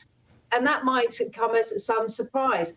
I think people will be reflecting that she was always a symbol for us, but what she symbolized over the last 70 years has changed hugely. Of course, when she first became the Queen, the monarch, the monarch was held, you know, as almost as being sent from God. There was a religious element to it, and people would bow and scrape towards the monarch, but thinking that, you know, this was almost, you know, a holy symbol. Of course, that symbolism has changed a lot, and nowadays people think of her as a symbol of stability and service and hard work, as a reflection, as many politicians and so on have been saying today, you know, of the best of us, as the Prime Minister said, the rock on which the nation was built. So that stability is going to be shaken now, and people are going to be thinking about the future. What is the future of the country? Where is our place in the world? What's going to happen to the Commonwealth? Something that the Queen was so passionate about,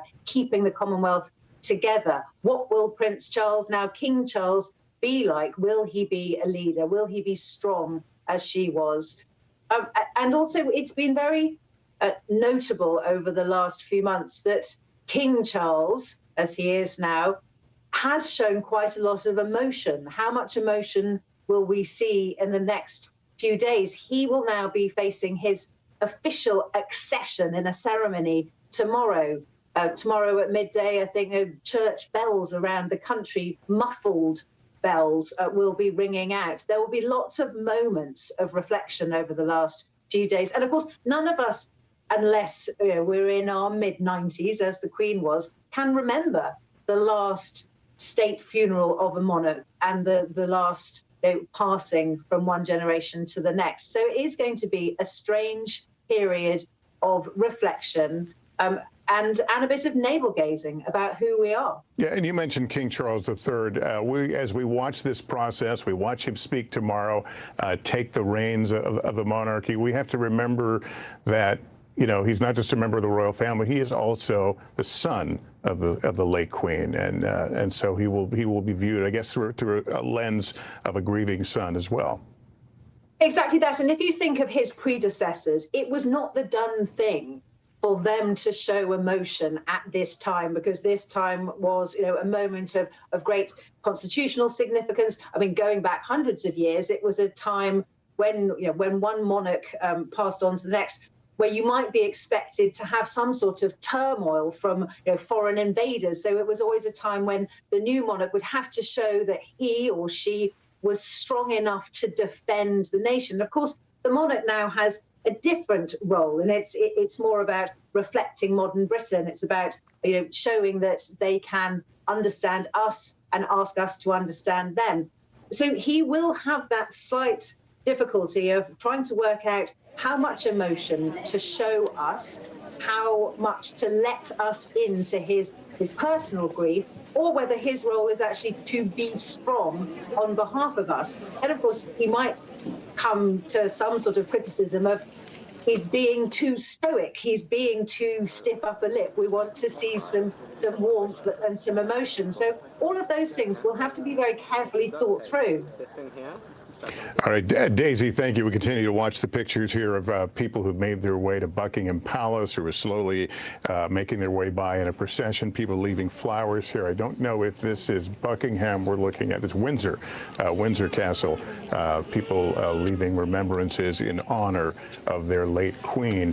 Let me bring in NBC's Molly Hunter. Molly, we know that world leaders are weighing in right now, and we're hearing from the Vatican, I understand. We are. We just got a statement from Pope Francis. It's actually addressed to His Majesty the King, Charles III. He writes, "Deeply saddened to learn of the death of Her Majesty Queen Elizabeth II. I offer heartfelt condolences to Your Majesty, the members of the royal family, the people of the United Kingdom, and the Commonwealth." It's a long statement. He continues to say, "I willingly join all who mourn her loss in praying for the late Queen's eternal rest and in paying tribute to her life of unstinting service to the good of the nation and the Commonwealth, her example of devotion to duty, her steadfast witness of faith in Jesus Christ, and her firm hope in His promises." He then goes on to say, "Upon you and all who cherish the memory of your late mother," and he's addressing Charles not as a king here, as a son, of course, who's lost his mother, "I invoke an abundance of divine blessings as a pledge of comfort and strength in the Lord." Now, Lester, we're also hearing from world leaders from every corner of the globe. I'll just share a couple with you. We've heard from President Zelensky, President of Ukraine, of course. He tweets, "It is with deep sadness that we learned of the death of Her Majesty Queen Elizabeth II. On behalf of the people, we extend sincere condolences to the royal family, the entire..." This will have a ripple effect pretty much in every country out there. Everyone says that they have zero power. Oh, they got a little bit still. So, yeah, let's hope that Charles has got a bit more backbone. He's never been the, I guess, how would you put it, the strongest of all characters. So let's hope he's toughened up a little bit here, because he's got big, big shoes to fill. Justin Trudeau, the Prime Minister of Canada, has said, "It is with the heaviest of hearts that we learned of the passing of Canada's longest reigning sovereign, Her Majesty Queen Elizabeth II. She was a constant presence in our lives, and her service to Canadians will forever remain an important part of our country's history." Lester, we are seeing these heartfelt condolences. Many of these leaders, of course, met with the Queen over her reign. We know that Pope Francis met with Queen Elizabeth in Rome in 2014. So these are people who had spent time with with her, who knew her. They aren't just sending condolences to a family that they had no kind of personal interaction with. I think a lot of leaders, even young ones like Justin Trudeau, of course, felt a tremendous, not just loyalty, but tremendous fondness for the Queen, of course. We also heard, as Kristen Welker mentioned earlier, we've heard from President Biden, we've heard from former U.S. presidents as well. But I think these kinds of condolences, of course, these kinds of statements will be rolling in all night, Lester. Yeah, it's, as you've been speaking, we've been rolling this montage of her with various world leaders, and it goes on and on and on. Molly, thank you. Let me bring back Wilfred Frost. Wilfred, I was curious what was going through your mind as we were watching citizens bring flowers and lay them there against the fence at Windsor Castle. Well, absolutely, Lester. We've seen so many of these images, whether it's at Windsor or outside Buckingham Palace behind Keir and all across the country. And I think what we're witnessing as those members of the public are grieving and leaving flowers is her common touch, is the way that she managed to connect with people. We know that from the many examples of when she was at public engagements and people would speak afterwards about how she engaged with them. But all of these people laying flowers have not met her, and yet they still feel that connection to her. And I'm drawn, Lester, to a line, the opening line in the statement that's been emailed to me by Tony Blair that says, we've lost not just our monarch, but the matriarch of our nation. She was this motherly figure that everybody, whether they'd ever come across her in person or not, was able to feel a connection with. Tony Blair, of course, was one of her longest-serving prime ministers for 10 years of her 15 prime ministers. And I think there's another aspect to this, not just the connection that everybody feels to her, but a sense of gratitude as well, because everyone feels she delivered for the nation. And I'm just so happy that she was able to witness that gratitude at her Jubilee earlier this summer. Of all those moments when we wanted to see her on the balcony, perhaps more important was the chance she had to see her people waving, smiling and celebrating and saying thank you to her earlier this summer. And I think that's a similar sentiment that's now being witnessed in a different way as they lay flowers and grieve her, but at the same time thank her. Yeah, how do you frame this moment? You know, like all countries, England, the United Kingdom went through the COVID crisis, the depth of the COVID crisis, now going through a financial crisis. There has been a political change of leadership, and now the death of a queen. That's a lot. Oh, it's an awful lot, and I think the thing to strike, actually, most importantly here, Lester, is this crisis that you mentioned, the economic crisis or the war in Ukraine as well. That's down to the head of government, and I think it's important that she was here to make sure there was a smooth handover of the head of government. That power now rests in Liz Truss's hands. Extraordinary weight on her shoulders. A terrible inbox just 2 days ago that has now gotten even tougher to deal with 2 days into her premiership. But that was important, that she was here for that handover of power, that it went as smoothly as it did. Though what we now lack as a nation, what we now miss, is our head of state and that unifying factor that she provided to help us get through the challenges. And that aspect of it now falls, of course, on King Charles III. It remains to be seen the scale with which he can step up to the mark, and it'll be interesting. But I think we've already got a glimpse of his commitment to that duty, as we said earlier, that he'll be down in London tomorrow and indeed deliver remarks as king. But an extraordinary 48 hours, Lester. You cannot overstate that we've witnessed the change of government and now the change of head of state as well. Yeah, you could argue this is an early and an unforeseen test for a new prime minister. She spoke to the nation tonight. What are your thoughts about her message? I thought it was remarkable, in fact. And do you know what? In the course of the leadership contest over the last 6 weeks, Lester, many have criticised the quality of her public speaking. Some would say that she came across as slightly robotic, and I think she stepped up to the mark incredibly well. She was brief, to the point, and prime ministerial, as she needed to be, and spoke of the fact that the Queen reigned with dignity and grace for 70 years, that she was the rock on which modern Britain was built. And I think the most striking part of her speech were the final couple of lines, where she reflected on the fact that earlier this week the Queen was determined to carry out her duties when she appointed me as Prime Minister. She reminded the nation of perhaps the most important part of the Queen's reign, her commitment to duty, and linked it back to herself. So I think at a very early stage of her leadership, a massive test thrown at her feet, and she stepped up to the mark. The bigger tests are to come, both relating to this issue and issues of government, and we will see her tested. But I think Keir was absolutely right to make that comparison to the way in which very early in Tony Blair's leadership, he had to step up to the mark and capture the mood of a nation as we reflected on the loss of Princess Diana, and this an even bigger challenge for today's Prime Minister, just 2 days into her premiership. Yeah, just remarkable. Wilfred, thank you. Also with us again, NBC's Molly Hunter. Molly, you're going to look at her loss in through a different kind of a lens that we don't often talk about. That's right. In more of a celebratory lens, which I know feels hard, I think, at this moment, perhaps, to think about. This country is absolutely in mourning, still in shock, even, as I think Wilf had said before. But we did take a look, Lester, at the Queen as kind of the most recognizable face, the most recognizable woman in the world. Take a quick look. The Queen's image was recognizable around the world. A pop cultural icon. The Queen has been depicted in popular culture more than any other person, really, because she is a global icon.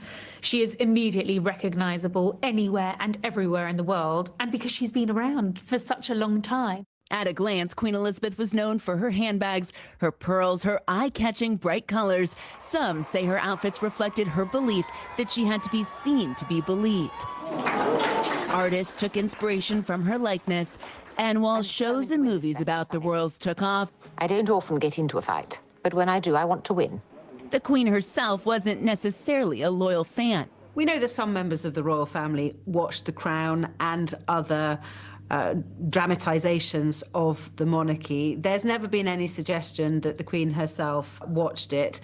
You know, if you're born into the royal family, hundreds of thousands of pages of script and drama will be written about you, whether you like it or not. And to those who knew her best, she had a very different side, less formal, perhaps, than the reserved leader we all saw.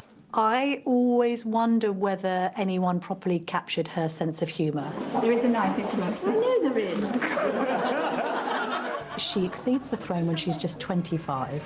And over the course of subsequent decades, not only proves herself to be one of the world's most experienced ambassadors, but equally probably one of Britain's most stalwart, if the most stalwart public servant that's ever lived. England's longest-serving monarch, her dedication to service defined the royal family, adored at home and admired by fans around the world. Molly Hunter, NBC News, London. Yeah, Molly, we had heard earlier that she was a fan of technology and an early adopter of her time, and that story certainly reminding us of her contributions to pop culture in many ways.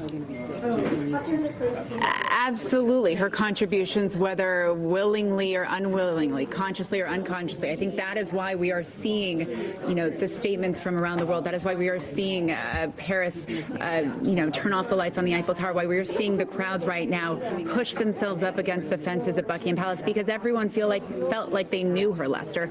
People feel like the Queen belongs to them because she was in all of these films, because she was in The Crown. And even though she wasn't necessarily a fan of The Crown, we all watched The Crown and felt like we had learned about her life through this, fictional, although based on real events. We watched movies about her at all stages of the last 70 years. And what I like about this, in that piece, we mentioned her sense of humor, that we didn't necessarily see publicly. We saw this stoic, stalwart, a very stable leader. But apparently, according to those who knew her best and were closest to her, she did have a sense of humor. And we saw her, Lester, in 2012 when the Olympics were here. We saw her alongside Daniel Craig's James Bond character, which was quite fun. We saw her just now in the Platinum Jubilee. We saw her acting alongside Paddington Bear. So she certainly had that kind of light touch when she wanted to. She certainly just picked and chose her moments. But as everyone has said, you know, she has written about fiction and nonfiction. She is in so many movies, so many TV shows, and so many of us around the world, you know, fell in love with the Queen because of this, because of these fictionalized dramatizations of her life, Lester. Yeah. Molly, thank you. Let's bring in NBC News British historian Andrew Roberts again. And Andrew, if we can pick up on what some of Molly was saying, for a lot of people in the UK tonight, do they feel that they've lost part of their national identity? When you think about how people, you know, outside your country think of Great Britain, they think about the living landmarks that are the British royal family.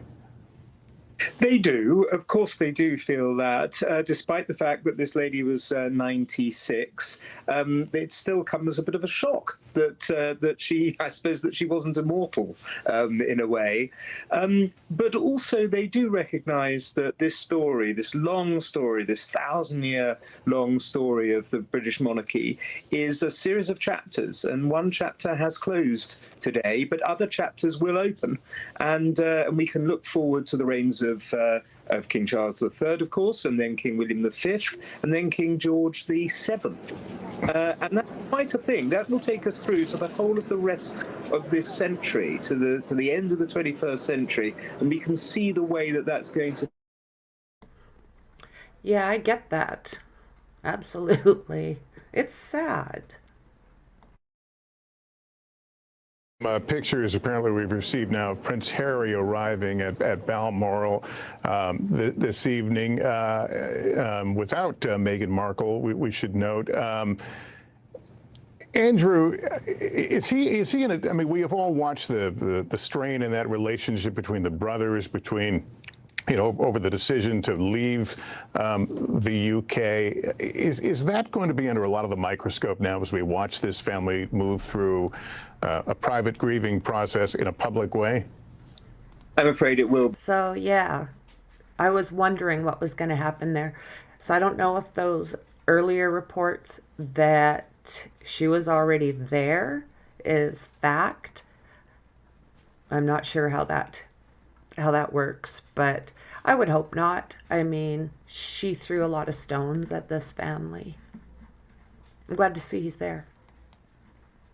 State occasion is going to be slightly muscled into by people who are watching the body language of these two brothers.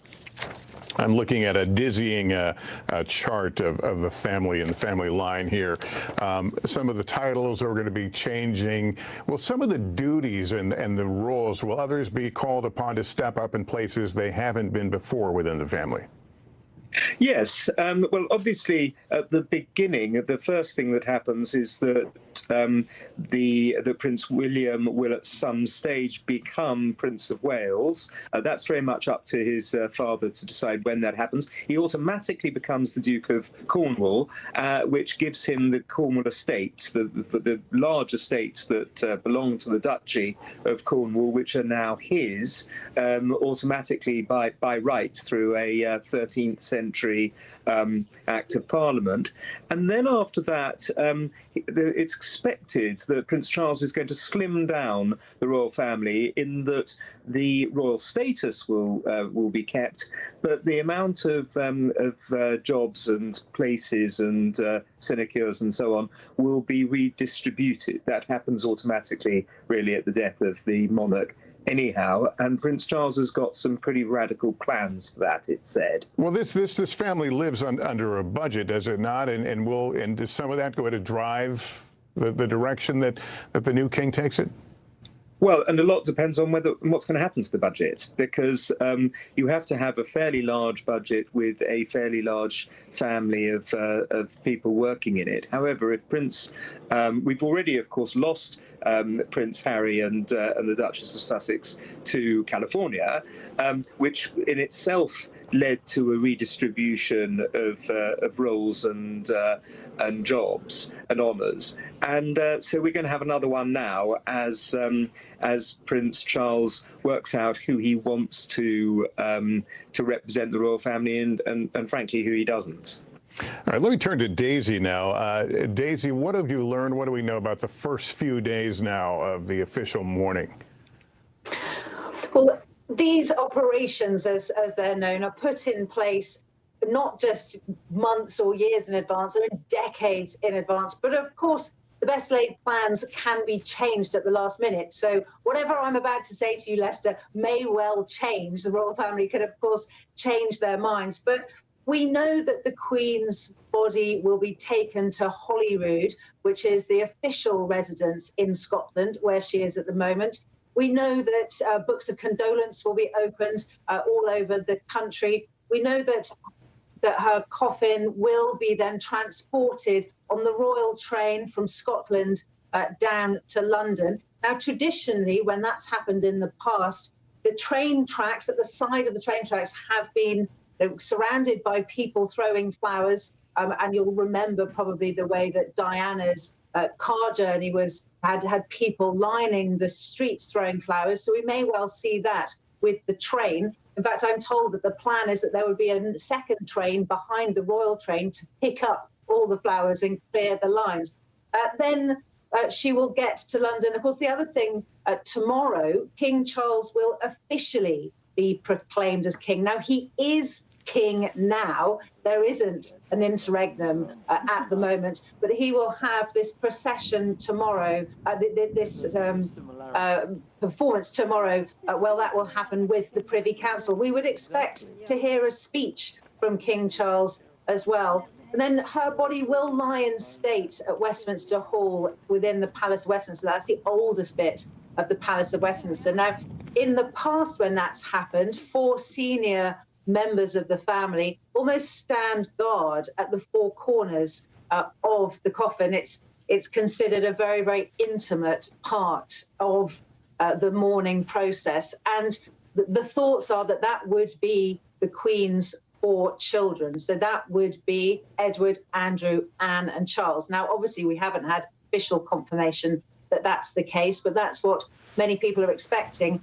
And then, of course, the build-up to the actual state funeral, which will be a huge event. Daisy, thank you for that. And we take that note of caution that it may change as we progress here. Let's bring in NBC News royal contributor Susanna Lipscomb. Susanna, if we could talk about Prince William for a moment and, his perhaps growing responsibilities, growing footprint now in a world without the Queen. What are your thoughts on that? Well, I suppose he comes into the limelight even more, as you say, because he's now the heir apparent. He's moved up the ranks. And so now that we have a king Charles III, who has come to the throne in his 70s, the prospect of William's own reign comes closer. Of course, there's a chance that King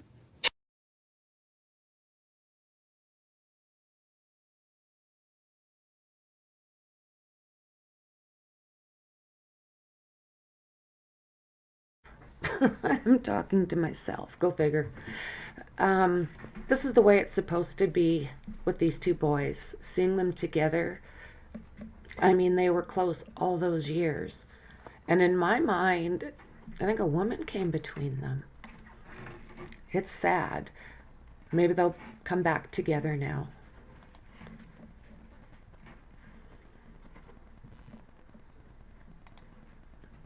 even more than he has done. I think they will come absolutely into the limelight. And we saw that starting, of course, at the Platinum Jubilee. We saw the focus on that line of succession, the Queen standing next to Charles and William and to William's children And so that you had a sense that we could see the 3 generations of the royal family ahead. The royal family were very deliberate in the choice of who we saw at the Platinum Jubilee to make this point. But we're only going to see that more and more over the coming months and years, so that we start to build a trust in William as a future king as well. I wonder if there'll be signals, if we'll get hints or clues as we watch the family progress publicly now for what's to come over the next few weeks. Yes, because it's all a sort of reordering, isn't it, really? I mean, we now have, everybody has a different position in line to the throne, and we all know this from our own personal family tragedies. When grandmothers die, the next generation comes up to the fore, but here it has constitutional effect. And so I suspect over the coming days, we will see the clear signaling of the royal family to indicate to us the future. And we'll see where people get lined up in importance. You know, whether Charles's siblings continue to have such a visible role is a question we need to answer. And of course, we already know whether the Duke and Duchess of Sussex will have. They won't so much. So the focus is very much going to be on that line of succession.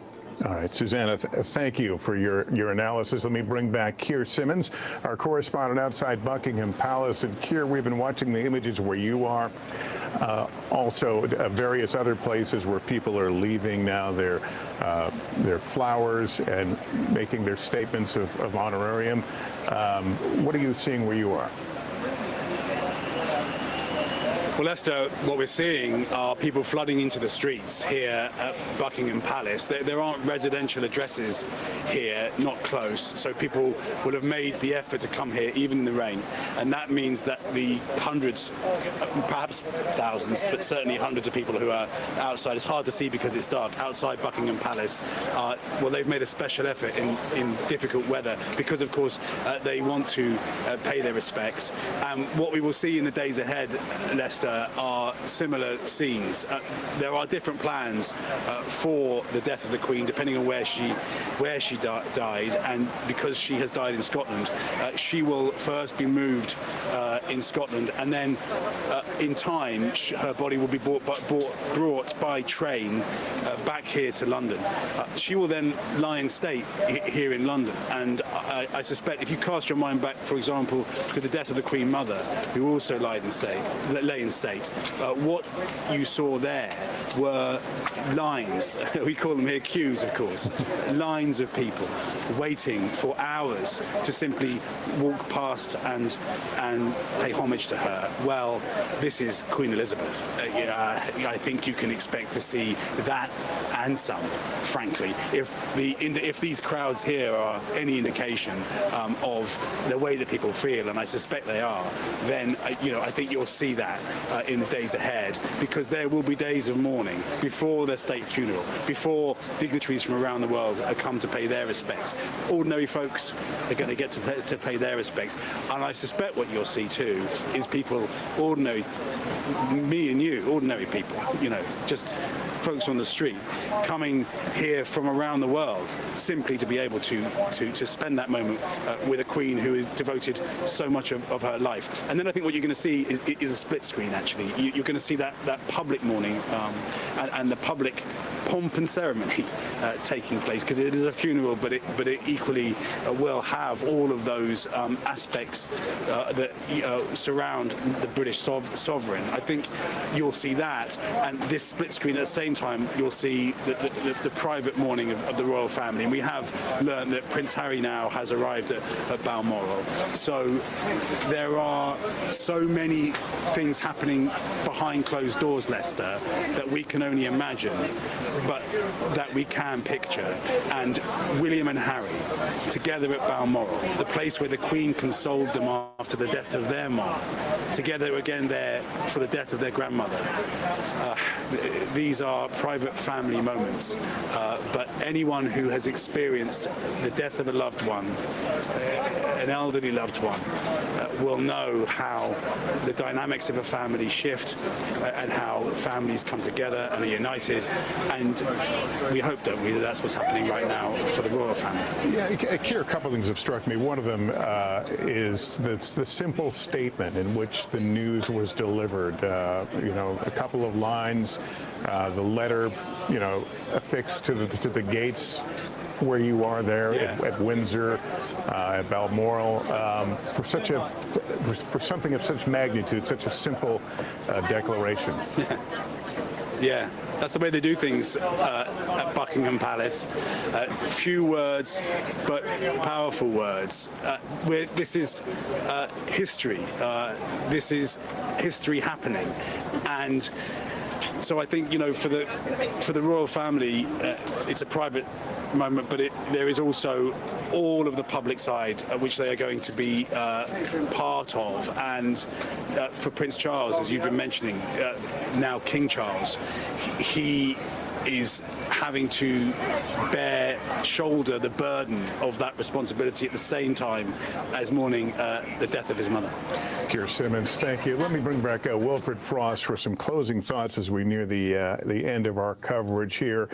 This news first breaking, as you recall, around lunchtime, your time, with word that the Queen's health had taken a turn, the doctors being concerned, and then that very brief message we saw a bit later on announcing her death.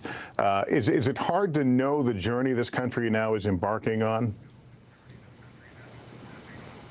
Well, I think it is, Lester, and look, this is an incredibly, profoundly sad day for the nation. There's no two ways about that. But as we've been listening to these tributes, I do pause and reflect and wonder that as much as we've all suspended our rational thought in recent years and hoped that Her Majesty would live forever, this day was inevitably going to come at some point, and I wonder whether it has come at the least bad possible time. She got us through the pandemic. She was able to enjoy her Jubilee celebration and witness the joy that she brought so many people and the gratitude that they had for her.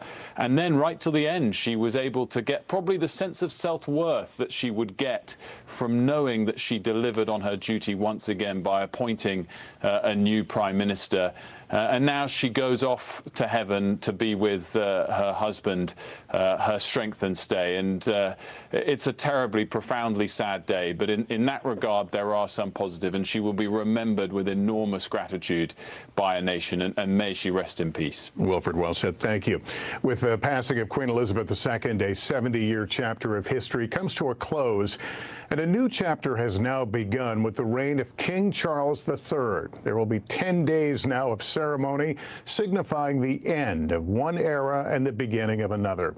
We'll cover all of it for you in the days ahead. That concludes our coverage. We'll have much more tonight on NBC Nightly News. For all of us here at NBC News, I'm Lester Holt in New York. Good day.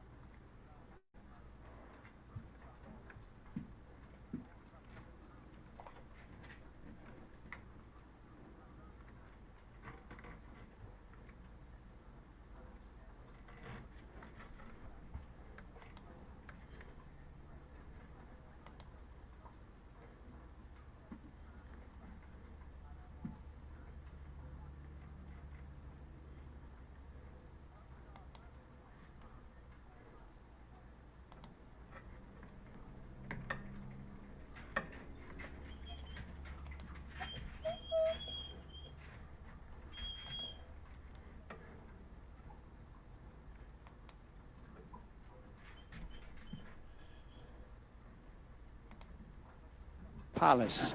Flags were lowered. Our longest-serving monarch is gone. Only on Tuesday did she look robust, appointing the 15th Prime Minister to serve during her reign. In a statement, His Majesty the King said, "The death of my beloved mother, Her Majesty the Queen, is a moment of the greatest sadness for me and all members of my family. We mourn profoundly the passing of a cherished sovereign and a much-loved mother. I know her loss will be deeply felt throughout the country, the realms and the Commonwealth, and by countless people around the world. During this period of mourning and change, my family and I will be comforted and sustained by our knowledge of the respect and deep affection in which the Queen was so widely held." We are all devastated by the news that we have just heard from Balmoral. The death of Her Majesty the Queen is a huge shock to the nation and to the world. Queen Elizabeth II was the rock on which modern Britain was built. Our country has grown and flourished under her reign. Britain is the great country it is today because of her. She ascended the throne just after the Second World War. She championed the development of the Commonwealth from a small group of 7 countries to a family of 56 nations, spanning every continent of the world. We are now a modern, thriving, dynamic nation. Through thick and thin, Queen Elizabeth II provided us with the stability and the strength that we needed. She was the very spirit of Great Britain, and that spirit will endure. Today we mourn the passing of a remarkable sovereign. It is a deep private loss for the royal family, and our first thoughts are with them at this time. The nation shares in their grief. Throughout the day, small unsettling indicators emerged, notes being passed around the Commons. Something was up. I know I speak on behalf of the entire House when I say that we send our best wishes to Her Majesty the Queen, and that she and the royal family are in our thoughts and prayers at this moment. Doctors had expressed concern over the Queen's condition. Charles had cancelled an engagement, then news that all senior members of the family were heading to Balmoral. And the grim look on faces as Prince William drove his uncles Andrew and Edward through the gates.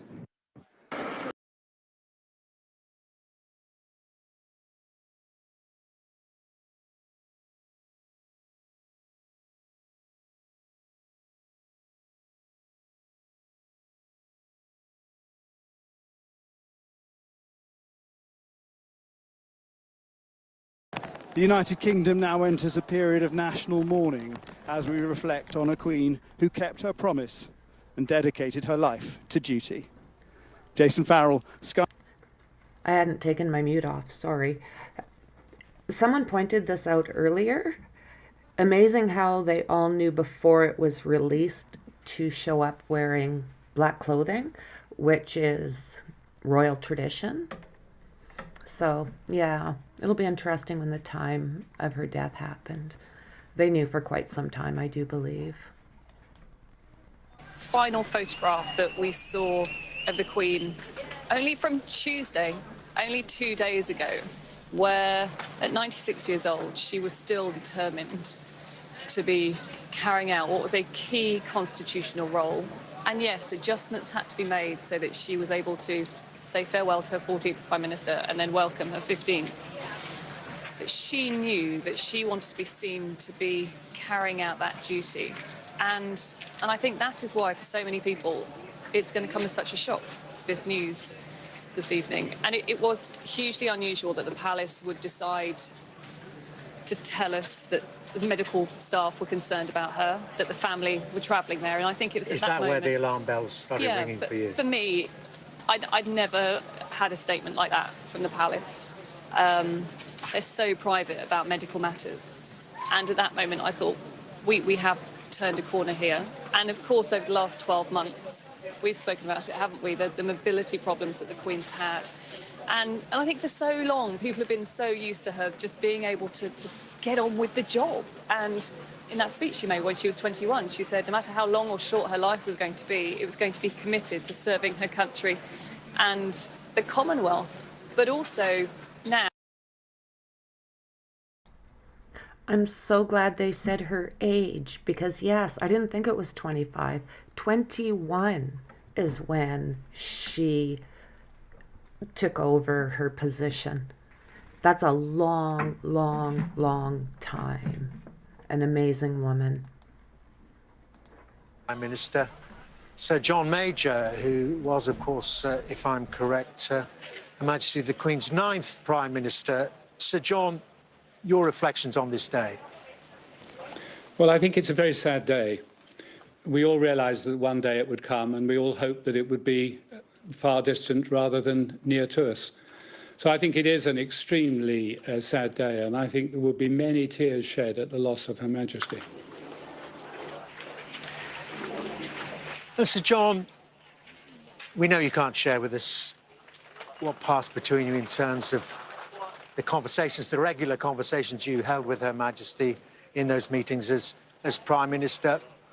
But we've been told it was her depth of knowledge and her empathy and her understanding that partly marked her out. Well, it certainly did, but not only that. There was a great deal of wisdom and knowledge as well. There were several things that were very striking when you first entered into those meetings with Her Majesty. Firstly, they were very informal. The only two people in the room were Her Majesty the Queen and yourself, and a supporting galaxy of corgis who usually happened to be there, but absolutely no one else. And it was remarkably informal.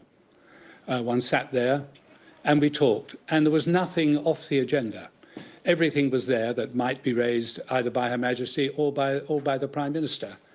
One reported what was going on, what was anticipated to happen in the future, what your thoughts were about what was happening and how you felt you were going to handle it. And the Queen would ask questions and she would comment.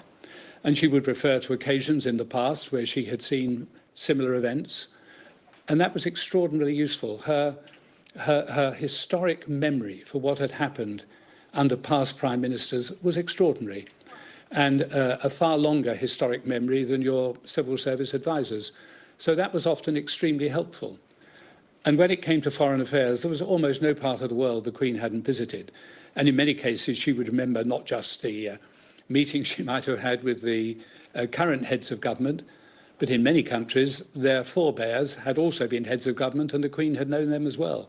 So there was a great wealth of knowledge that was waiting to be tapped, and it just emerged during the conversations. They were extraordinarily useful. And of the many meetings you had in the week as Prime Minister, the hour plus that you usually spent with the Queen was among the most valuable. And Sir John, was that quite daunting? One can imagine the initial phases, perhaps, of your premiership. With that depth of knowledge, even just in our own country, when she could quote meetings with titans like Churchill to Macmillan, the presidential side, the Eisenhowers, the Kennedys. Well, it could easily have been made daunting, but it wasn't because of the manner in which the Queen approached it. It was very informal, it was very friendly, it wasn't confrontational. So it became very comfortable. Of course, you were always conscious you were speaking to the monarch, and a certain degree of total respect was due. But the meetings themselves were entirely informal. It might have been as though one was sitting at a table with you, discussing current political events in a casual and relaxed fashion. And of course, one discussed not only the politics of things, not only the government aspect, that the Queen would always have been interested in talking about what its impact was going to be on people in her nation. How would things impact upon someone who lived in Wigan or Seal or wherever it may be, anywhere across the United Kingdom? The personal aspect, the personal impact of policy upon people was always something that was in her mind. And that was amazingly refreshing. And at first you were quite astonished at the extent and depth of understanding that the monarch had about the lives that perfectly everyday people lived.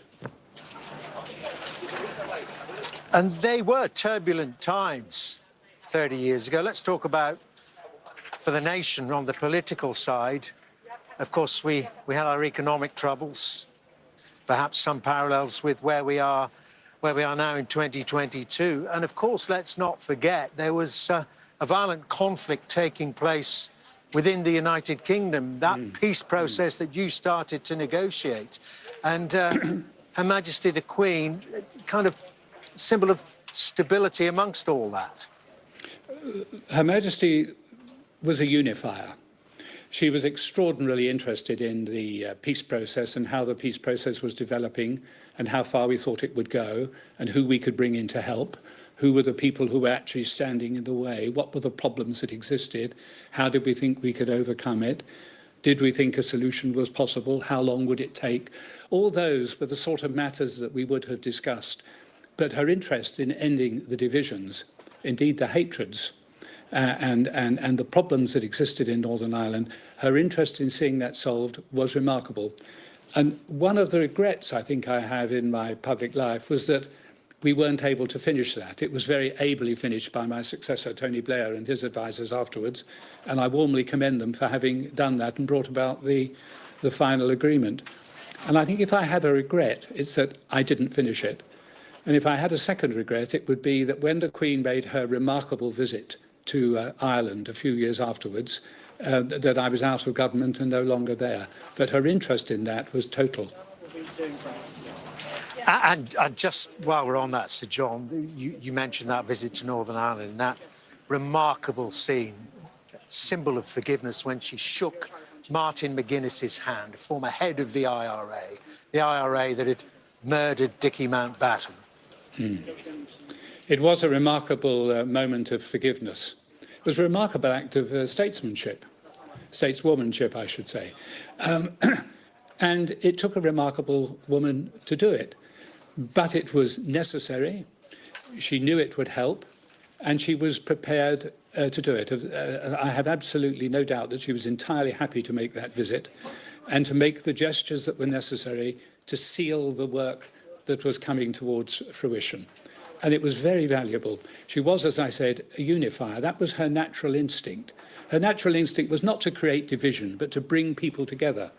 And whether that was bringing people together within Northern Ireland or bringing the component parts of the United Kingdom together when they had disputes, her principle was the same. Unity is far better than division. And Sir John, then those difficult years for the royal family, for the monarchy itself, from the annus horribilis we heard her referring to in her Christmas address, the destruction of Windsor Castle, the separation and divorce of Charles and Diana, and then ultimately the sad passing of the Princess of Wales. Such difficult times.